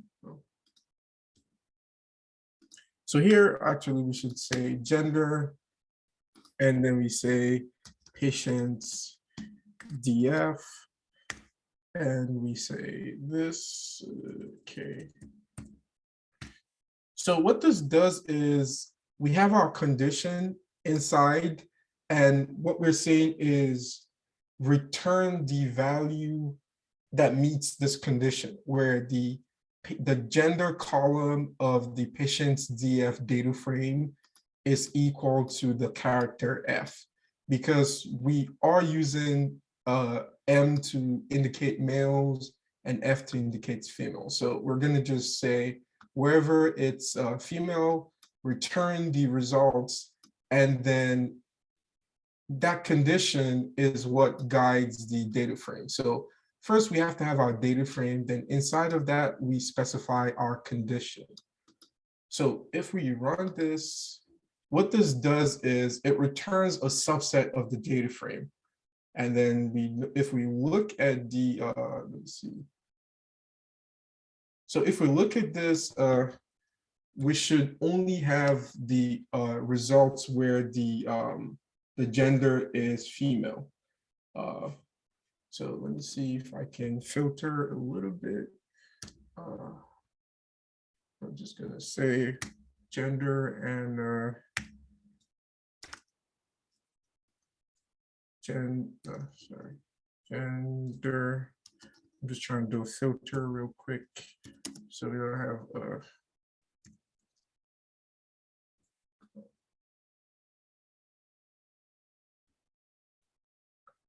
see if there's a first name.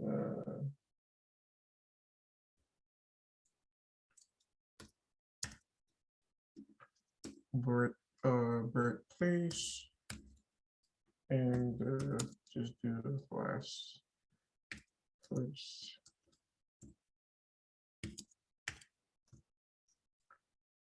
So see right there. Okay, so the idea is just kind of because we had a lot of columns, so I'm just kind of creating a subset.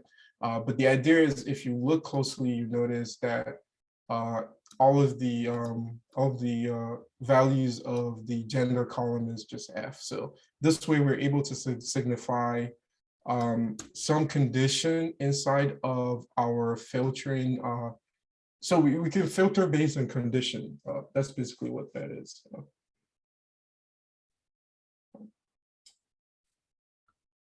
Okay. So here we say create a new data frame, female DF with the selected row. So female, and by the way, just kind of, I left a couple of these open, so feel free to kind of fill in the missing values based on your knowledge and what we're doing right now. I will upload the solutions or a more complete notebook at a later time. I just want us to kind of also go through the exercise as well. So female DF, it says create a new data frame called female DF with the selected rows. So we're just going to go ahead and copy this and put that in there. So that should be what that, okay. So now we have patients. So here we want to just see what the shape of each data frame looks like. So we've created a new data frame called female DF. And now we just want to see what is patient DF number of rows and columns, and also what's patient female DF number of rows and columns. So when we run that, you notice that female DF obviously is smaller. That's a subset of patient's DF. Okay, so we can also go over this exercise real quick. We do have time a little bit. See how much we have. Okay. So let's go over this together, I think, because we have another in-class exercise that's a little bigger than this. So here we say select all admissions where the duration of stay is more than 1 day. So this is talking about the encounters DF data frame, because that's what contains the admissions information. So here we say encounters DF, and then we say, first off, let's start off. I think it's best to start off with the condition first. So we have encounters DF, duration of stay. That's the column. And then we say, if it's greater than 1 day. So this is the condition that we're specifying. And then inside of that, we can have our data frame, encounters DF.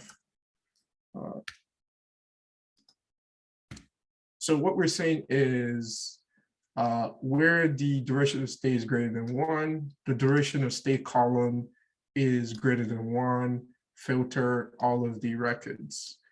So if we run this, we get a bunch of records. We can see at the end, we get 344 rows and 16 columns. And then if you look closely, you notice that we have the duration of stay, 43 days, 31, and basically everything that has greater than 1. So this is just kind of reinforcing what we talked about earlier, which is another way of filtering our data frame by using conditional statements.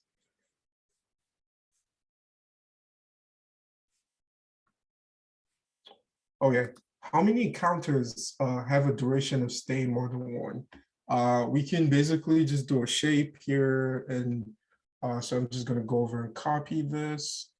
So let's see. And then just say shape. We can so run that. It gives you the number of rows, the number of columns. So we have a total of 344 records, and well, still 16 columns, which is the number of columns shouldn't change, just the number of rows. Okay, so the idea is you can filter using a couple of things. You can filter just by slicing. You can filter by columns just by passing in a list of columns. You can also filter by conditional statements. So this is one of the examples we just showed. Filtering all the, just want to see all the female patients in the data frame. You could also filter by some Boolean expression. So here we are doing some kind of Boolean expression. Let's look at, actually, no, conditional statements. So here the duration of stay is greater than 1. So let's look at filtering by some Boolean expression. So it's kind of a little bit more advanced than what we've seen.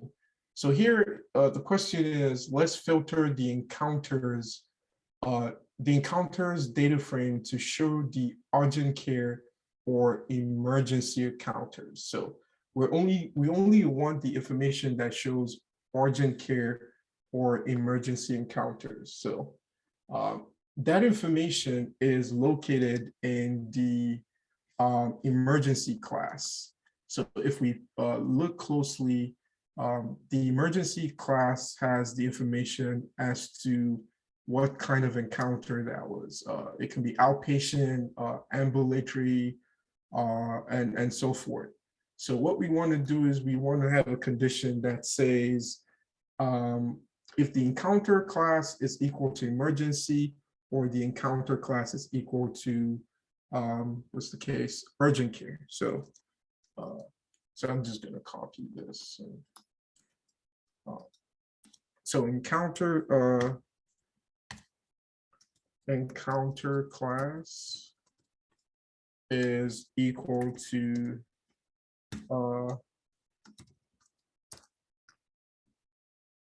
emergency. So when writing these Boolean expressions, the way we combine using the OR statement is just using one character. It's the straight line character. It's on the, yeah.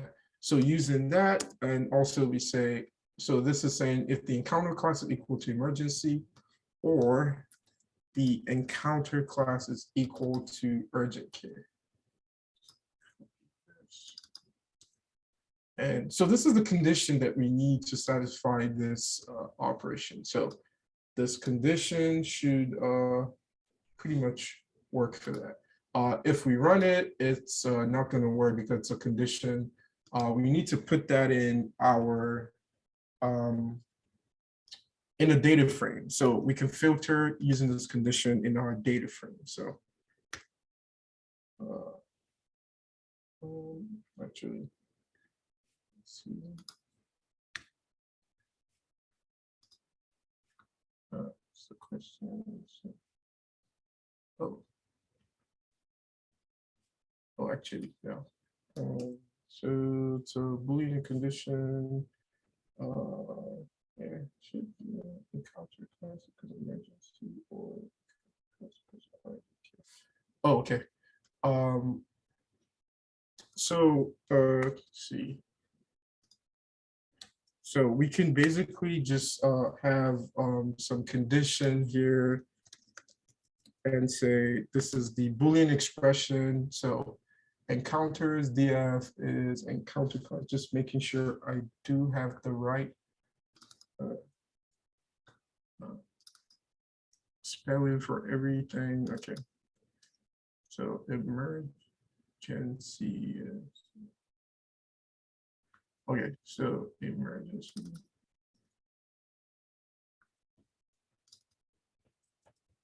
Oh, no, sorry.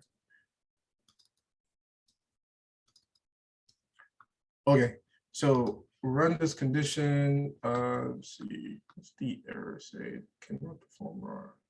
So, encounters.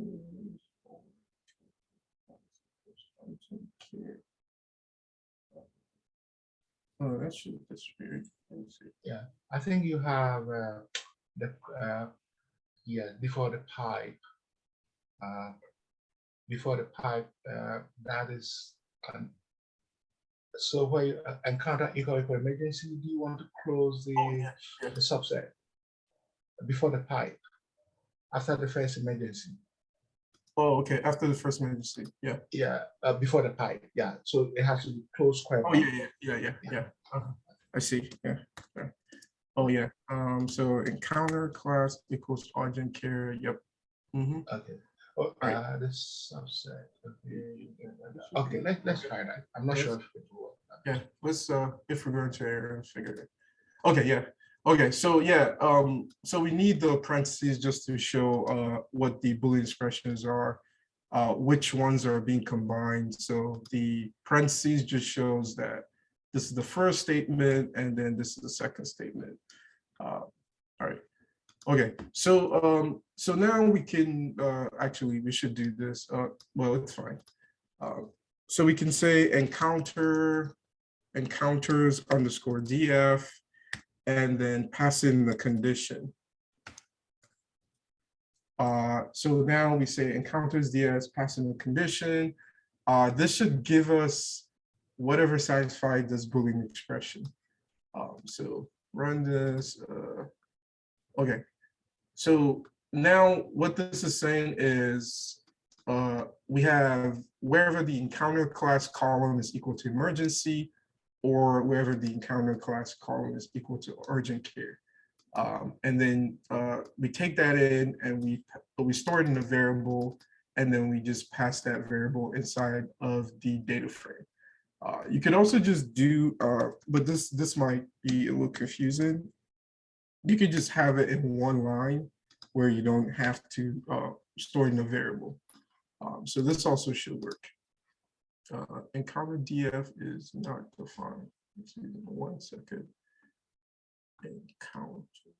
Okay, let's see. Oh, did I just run? Let's see. Okay, encounter condition, encounter. df encounters df, right?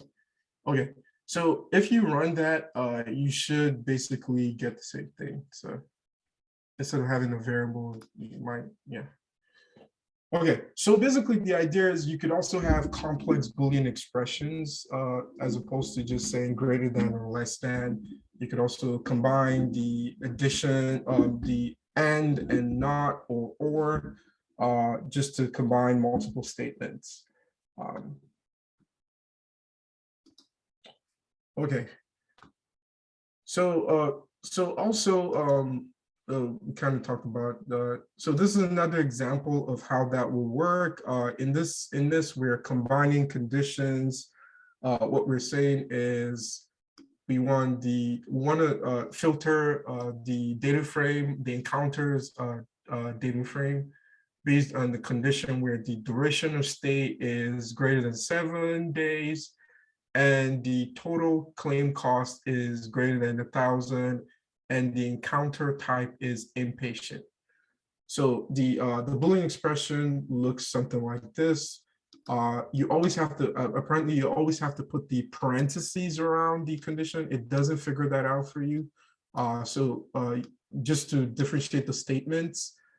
So whenever you say you filter encounter duration of stay greater than or equal to 7, you have to put a parenthesis around that. And also the rest as well. So when you write the Boolean expression, you put that into the data frame, and here we're just saving that into another data frame called results. So we're creating a new data frame. So if we run this, we should have a new data frame called results df. So run just a peek at the first 5 rows. This is what the data frame is. The data frame is just basically all of the records that meet the condition where the encounter duration of stay is greater than or equal to 7. The encounter's total claim is greater than 100. Actually, we said we could also change this to 1,000. And then encounter df column encounter class is impatient. Let me see if there's 1,000 here. Okay. I don't think we have any claim costs greater. Let me see.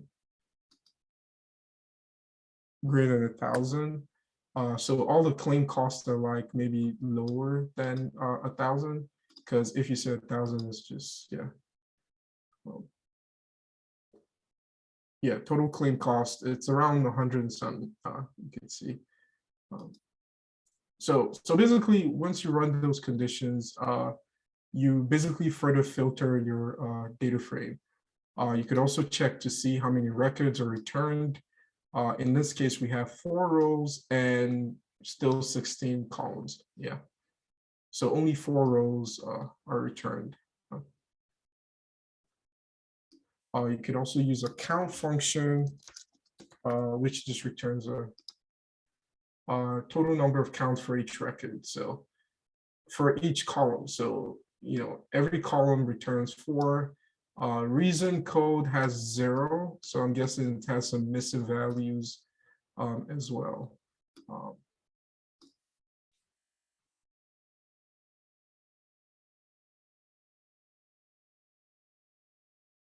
Okay. All right. So basically the idea is you can filter based on Boolean expression. You can filter the Pythonic way using indexes and so forth. So it does allow flexibility in terms of how you filter your data frame. And this is very useful when it comes to writing conditional statements. You just want to see certain subset of your data frame. You can just write a quick and easy conditional statement to filter.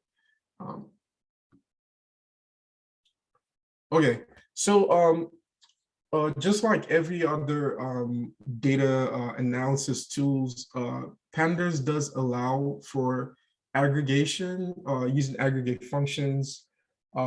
These functions are pretty much standard across every data analysis tool. We have a function here that,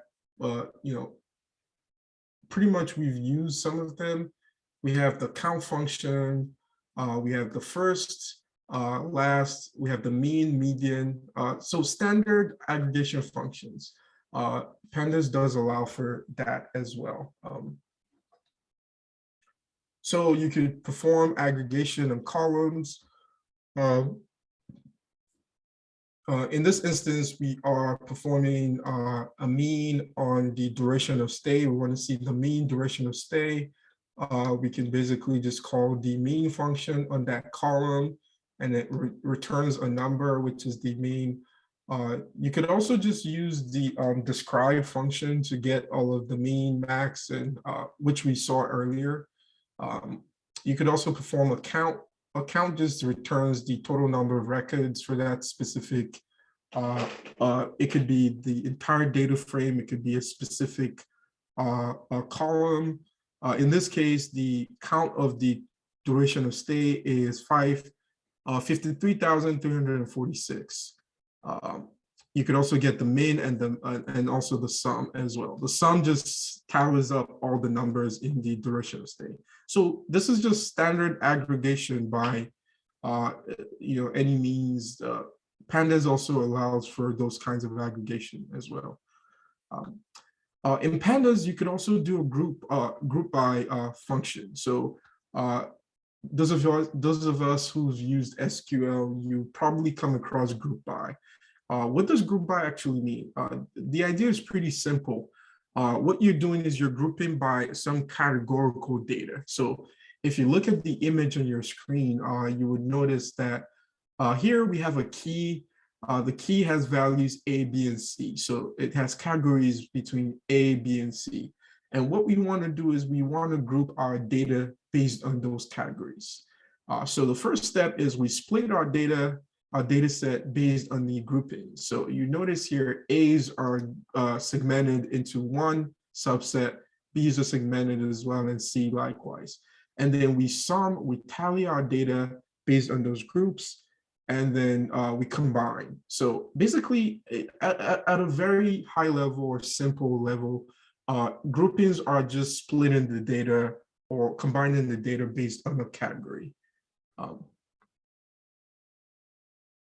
So here we're just showing an example of how you can group. What we're doing is we create this data set, we create this data frame containing values A, B's, and C's, what you just saw earlier. And we could call a group by function based on the column called key. So in this case, we call group by, and also we call sum. Sum is to combine. If we do not call sum, it's going to give us an error. So we need to, we could either say count or we could say sum. So count, actually count doesn't work.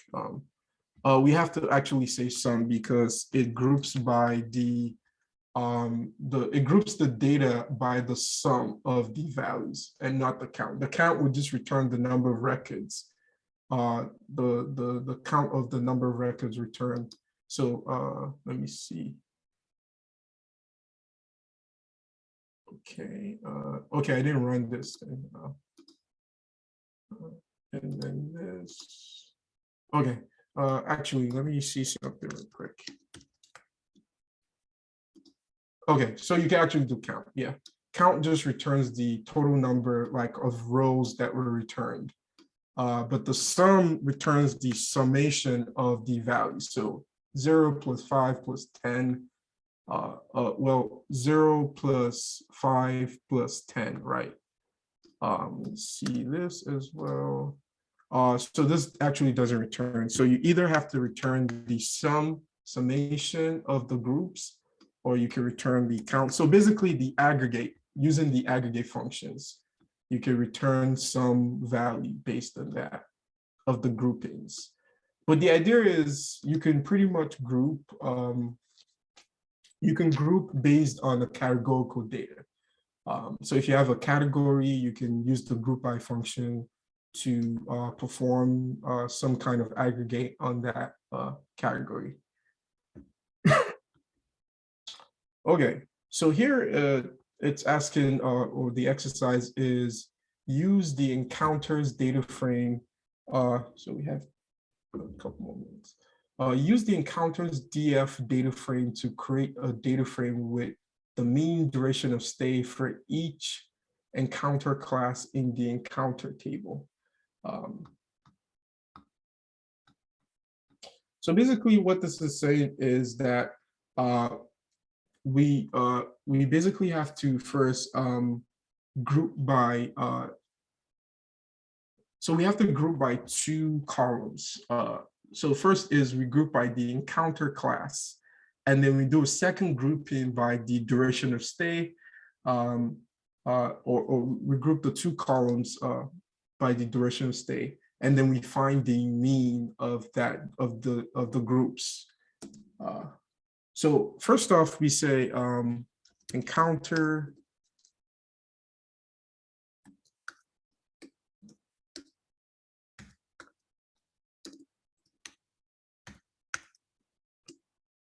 encounters, so DF, and we pass in the encounter class and duration of stay. So basically what this gives us is just those two columns. If we're to do .head, no, sorry. So I just wanted for us to see what is in there. So it just gives us those two columns, but now what we want to do is we want to group by the encounter class, because it's asking for each encounter class. So it says, use the encounter class data frame to create a data frame with mean duration of stay for each encounter class in the encounters table. So basically we have to group by the encounter class. And then we calculate the mean. So this is asking for the mean, not the sum or any of that. So in this case, we say only filter out the encounter class and duration of stay, group by the encounter class, and calculate the mean. So if we run this, so for each encounter class, we are calculating the mean duration of stay. So here it segments just encounter class and duration of stay, and then we group by just encounter class. So this way we're able to just calculate the duration of stay for each encounter class. Let's see.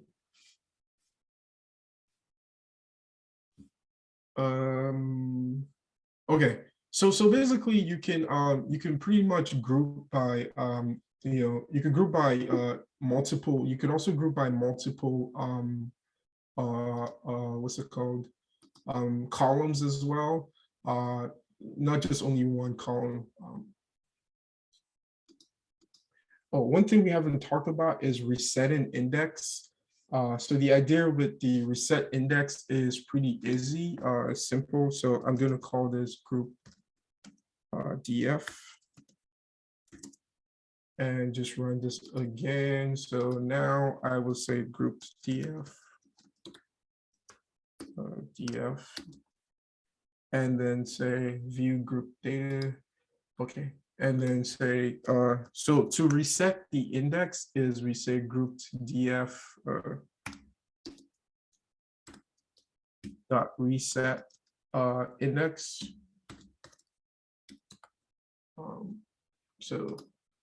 So basically what this does, it gives it a new index from 0 to n.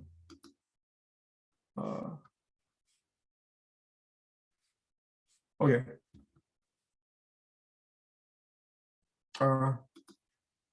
So this is also another, you can just kind of combine two of them together. This is another way of basically rewriting what we just wrote earlier. And what this does is pretty much the same thing. What it's doing, it's grouping by the encounter class and also performing an aggregate function based on the duration of stay. and then at the end, it resets the index. So it gives us an index. So this is pretty much the same thing as what we just did earlier. We segmented the two columns and then performed a group by based on the encounter class, and then found the mean of the duration of stay. Okay, we have a couple more minutes. I think I might move a little bit faster just so, or if we do not cover all of this, we'll just start off next class. Okay, so we also, there's also a functionality called pivot. The idea with pivot is pretty similar to what you have in Excel.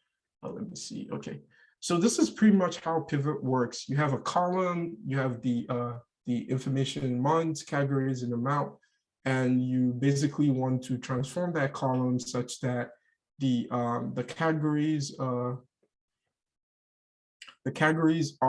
the respective labels of the rows, and then the months are the respective columns. So basically the idea is kind of similar to group by, but we're kind of transforming the columns such that the categorical data becomes the row labels, and then the actual instances of another category becomes the column. So basically, the idea is pretty straightforward. We create a data frame consisting of all of the information with the months, the categories for transports, and the amounts. And then we just call a pivot on the index. So here we specify what the index category is. So in this, the column category serves as our index, and the column that we are trying to create is the months column. So the months column, which is another categorical data, serves as the columns, and then the values are the amounts. So it's just kind of like another way of redisplaying the table. So I'm just going to go ahead and run this. So when we call the pivot, so it kind of rearranges the tables and does a grouping based on the different amounts, the different, what's it called? The different categories for months. So entertainment for February, January, March. So it kind of groups them together. Okay, so I think I'm probably going to skip around just in the interest of time. Just talk about some key materials in here. There are a couple of repetitions, but okay. So here, what we're doing here is we're loading yet another data set. This is called conditions.csv. And what we're doing is we can basically, for each column, we can count the number of unique values. That's something we haven't talked about earlier. The idea is for each column, we can say, get me the number of unique values. And the way we do that is you identify the column. So in this case, we're trying to see what the number of unique values for the code column. So the code column is in the new data frame containing the conditions, we have a code column, and we can say, give me the number of unique values. So we say n unique. So that gives us the number of unique values. So that is kind of different from the count. The count just gives us the number of records. So you notice it's 8,376 records. But the unique values, on the other hand, is 129. So when I say unique, I just mean like the different numbers that don't repeat in the code column.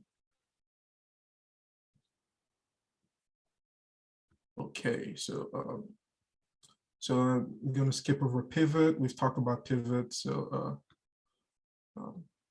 okay, so let's go over another finally what we call the combining data set.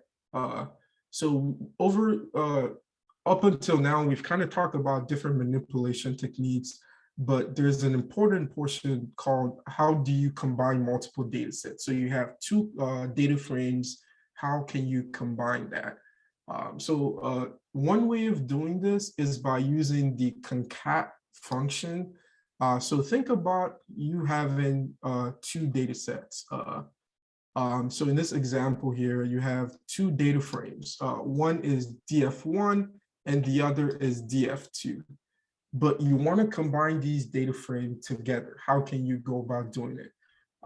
So it's pretty straightforward if the data sets have the same column. So they have the same column. You just want to extend the two together. So you want to combine by rows. The concat function does a good job with that. So this way you can just call the data frame, which is called pd.concat, and then you pass in an array containing the two data sets, the two data frame. So here we say pd.concat, and then we say df1, comma df2, which is an array containing the two data frame.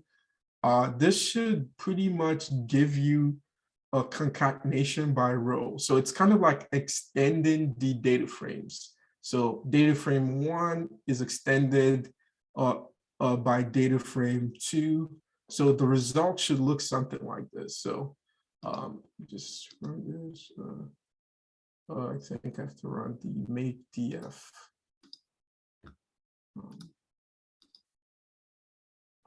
So if I run this, that's what the data frame. So if I do a concat, it basically just extends that data frame.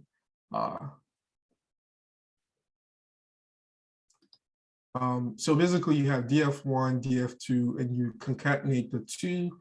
What you're doing is you're just extending df1 by df2. So you notice it starts off with A3, B3, and A4, B4. Okay. Also, you could also do that with not just extending by the row axis. You can do that by extending by the column. So concat is a very flexible way of combining data frames. So in this example, we have two data frames, but we don't want to extend by row, which is the default. We can specify on what axis we want to extend. So here we're specifying axis equals 1, which is axis equals column. So we can basically say pd.concat, specify the two data frames, and then combine by columns. Another instance is we can basically combine by a similar column.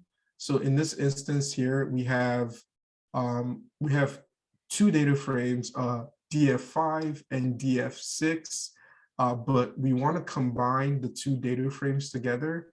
What actually does happen is it's combined based on a similar column. In this case,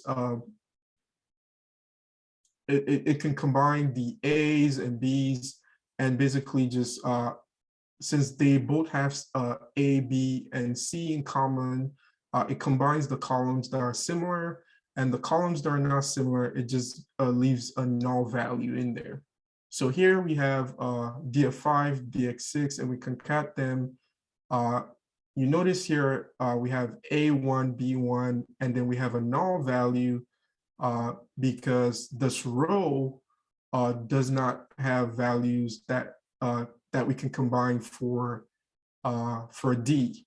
So A1, B1, C1, there is no B2 or B1 in the other data frame. So it just creates that row with a null value for D. Also, when we look at A2, B2, C2, there is no C2 or B2. It creates a null value for D.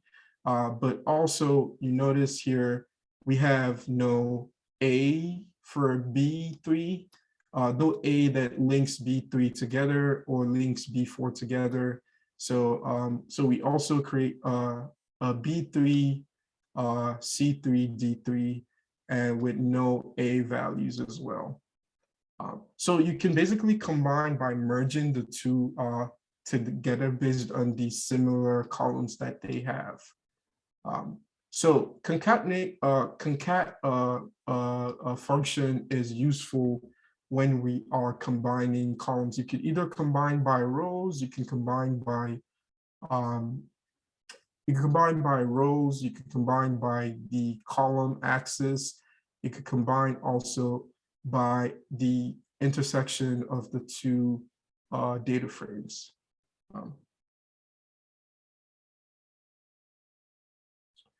Okay, so there are other ways of doing concatenation as well, not just only combining by the concat function. You could also use the merge function as well.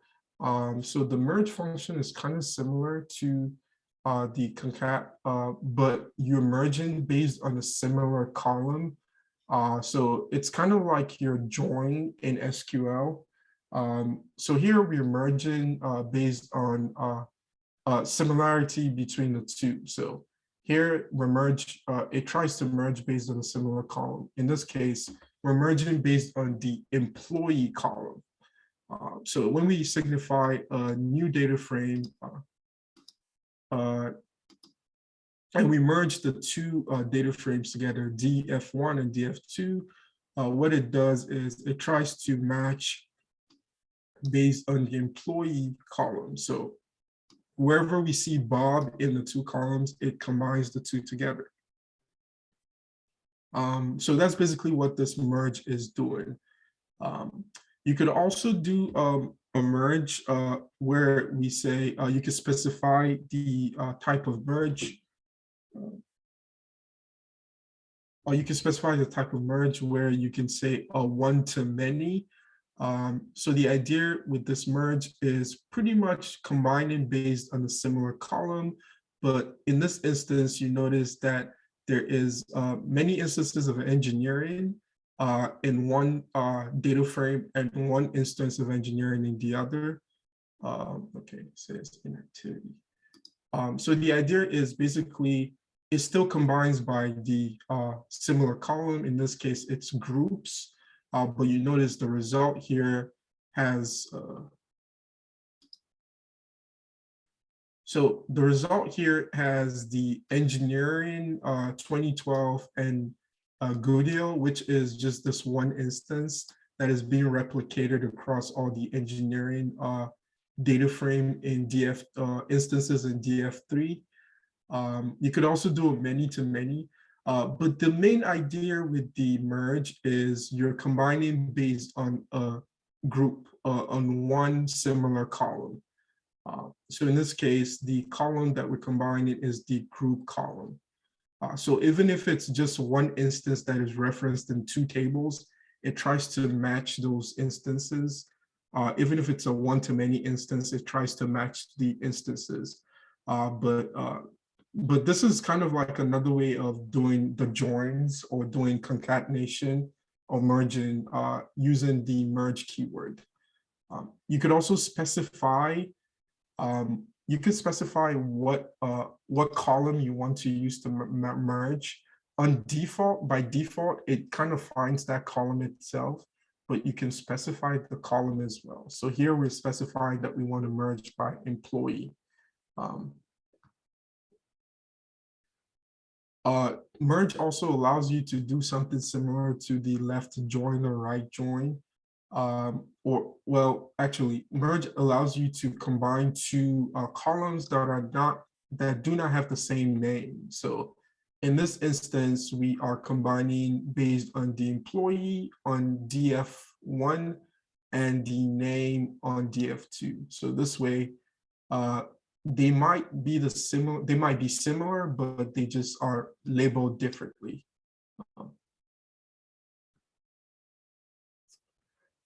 Okay, so so there are other functionalities. I do want to see if Okay, so merge could also do joins. So with merge, you can basically do the kinds of joins you would have in SQL. So you could basically do an inner join. What an inner join is the intersection of the two. So what this will look like is, given this the two data frame, an inner join, when you specify how equals inner, is just basically the intersection of the two. So wherever the two tables intersect, or the two data frames rather. So in this case, it's only Mary, and Mary is the intersection.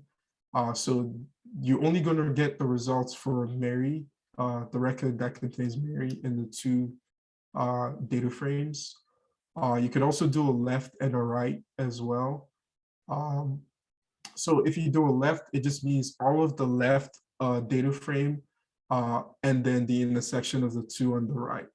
So in this case, we have Mary is the intersection, but then we have all of the values on the left. So we have the name and drink, Mary and Pete and Joseph.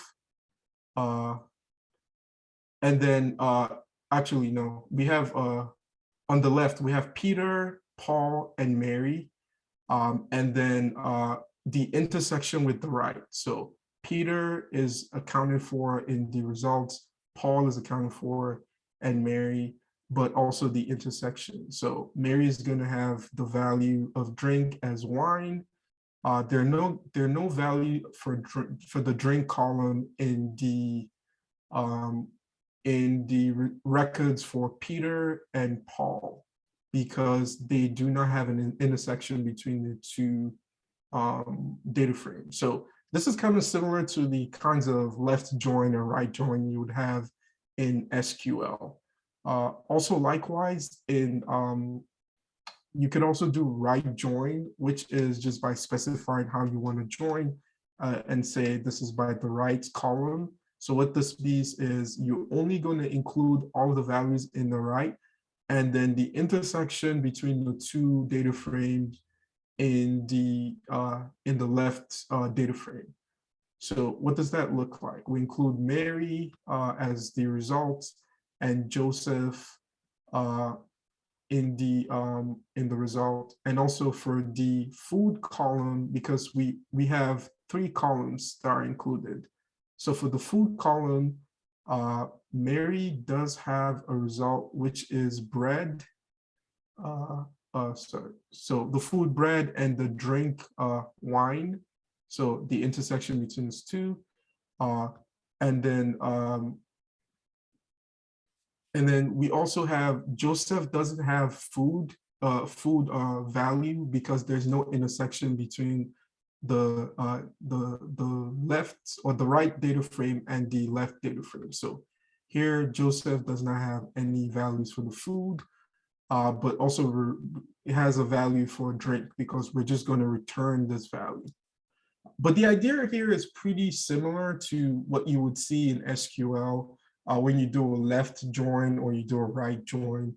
You can also perform those functionalities using Pandas as well. Okay, so that's pretty much a very comprehensive material for Pandas. I would say it seems comprehensive, but there's still a vast array of materials that we probably have not covered with Pandas. I want to direct your attention to the online resources that you can use to further expand your working knowledge of Pandas. One good resource is the online documentation, has all of the functionalities and how to use them. I even believe they have like some examples. So some of the things that we might have not touched today would be definitely beyond there. So if you are looking for any of the functions that are not spelled out here today, they definitely are in the online documentation. Okay, so let's switch gears for a little bit to more of an in-class exercise. I think we have 15 minutes, right? Or right, 15 minutes, or am I wrong? Right? Okay, so about 15 minutes. Okay. Sorry, Will. I don't know if you were saying something. Yes, 15 minutes. I think I had my mic off. Okay. You have All right. about So 15 minutes. okay. What I want to do is I think what we can do right now is let's go over the in-class exercise. So I think we're gonna stop here for today. And what I want you all to do is to check out the in-class exercise. So let me load this over again.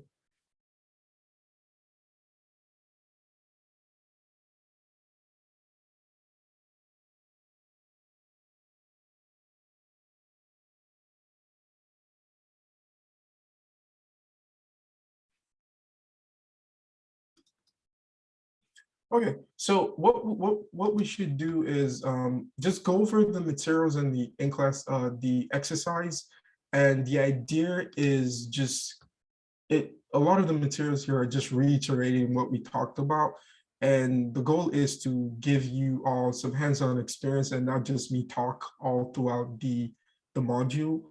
So let's try to address some of these problems, and start of class tomorrow, or start of the material tomorrow, we will go over some of this in the module. So take a look at this, try to understand how to get some of it done, and start a class. We will go over this. So I think we can just pause here, and I'll just hang around for a little bit. If anyone have any questions, you feel free to ask at this point. But officially, I think we can just pause. Yeah.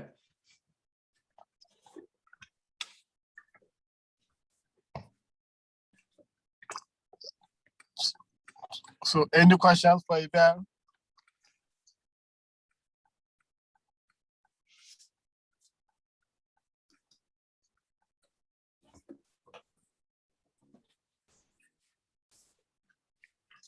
Okay, so if no one has any questions for Ibel, then thank you all for coming, and let's show our appreciation to Dr. Wafu for an excellent presentation, and then we are going to have him again same time tomorrow. With that said, William, would there be TA sessions, since Ibel was the one who runs the Thursday sessions and he presented, so I don't think he will be in a position for that this afternoon. No, in fact, I think the weekends, Yeah. I best, unless there's a big need for it, then we can schedule something better to do. Yeah. Otherwise, the weekend, yeah. So Yeah, I don't mind. So I could meet around 5. So if you're available, you want to like just talk about material, I'll be here around from 5 to 6. So yeah. Okay, so those who want to be at the session, check the link from Slack, and then again, if you haven't signed in the attendance sheet, you have to do so to receive credit for coming. So thank you again for coming, and then see you all tomorrow. See you.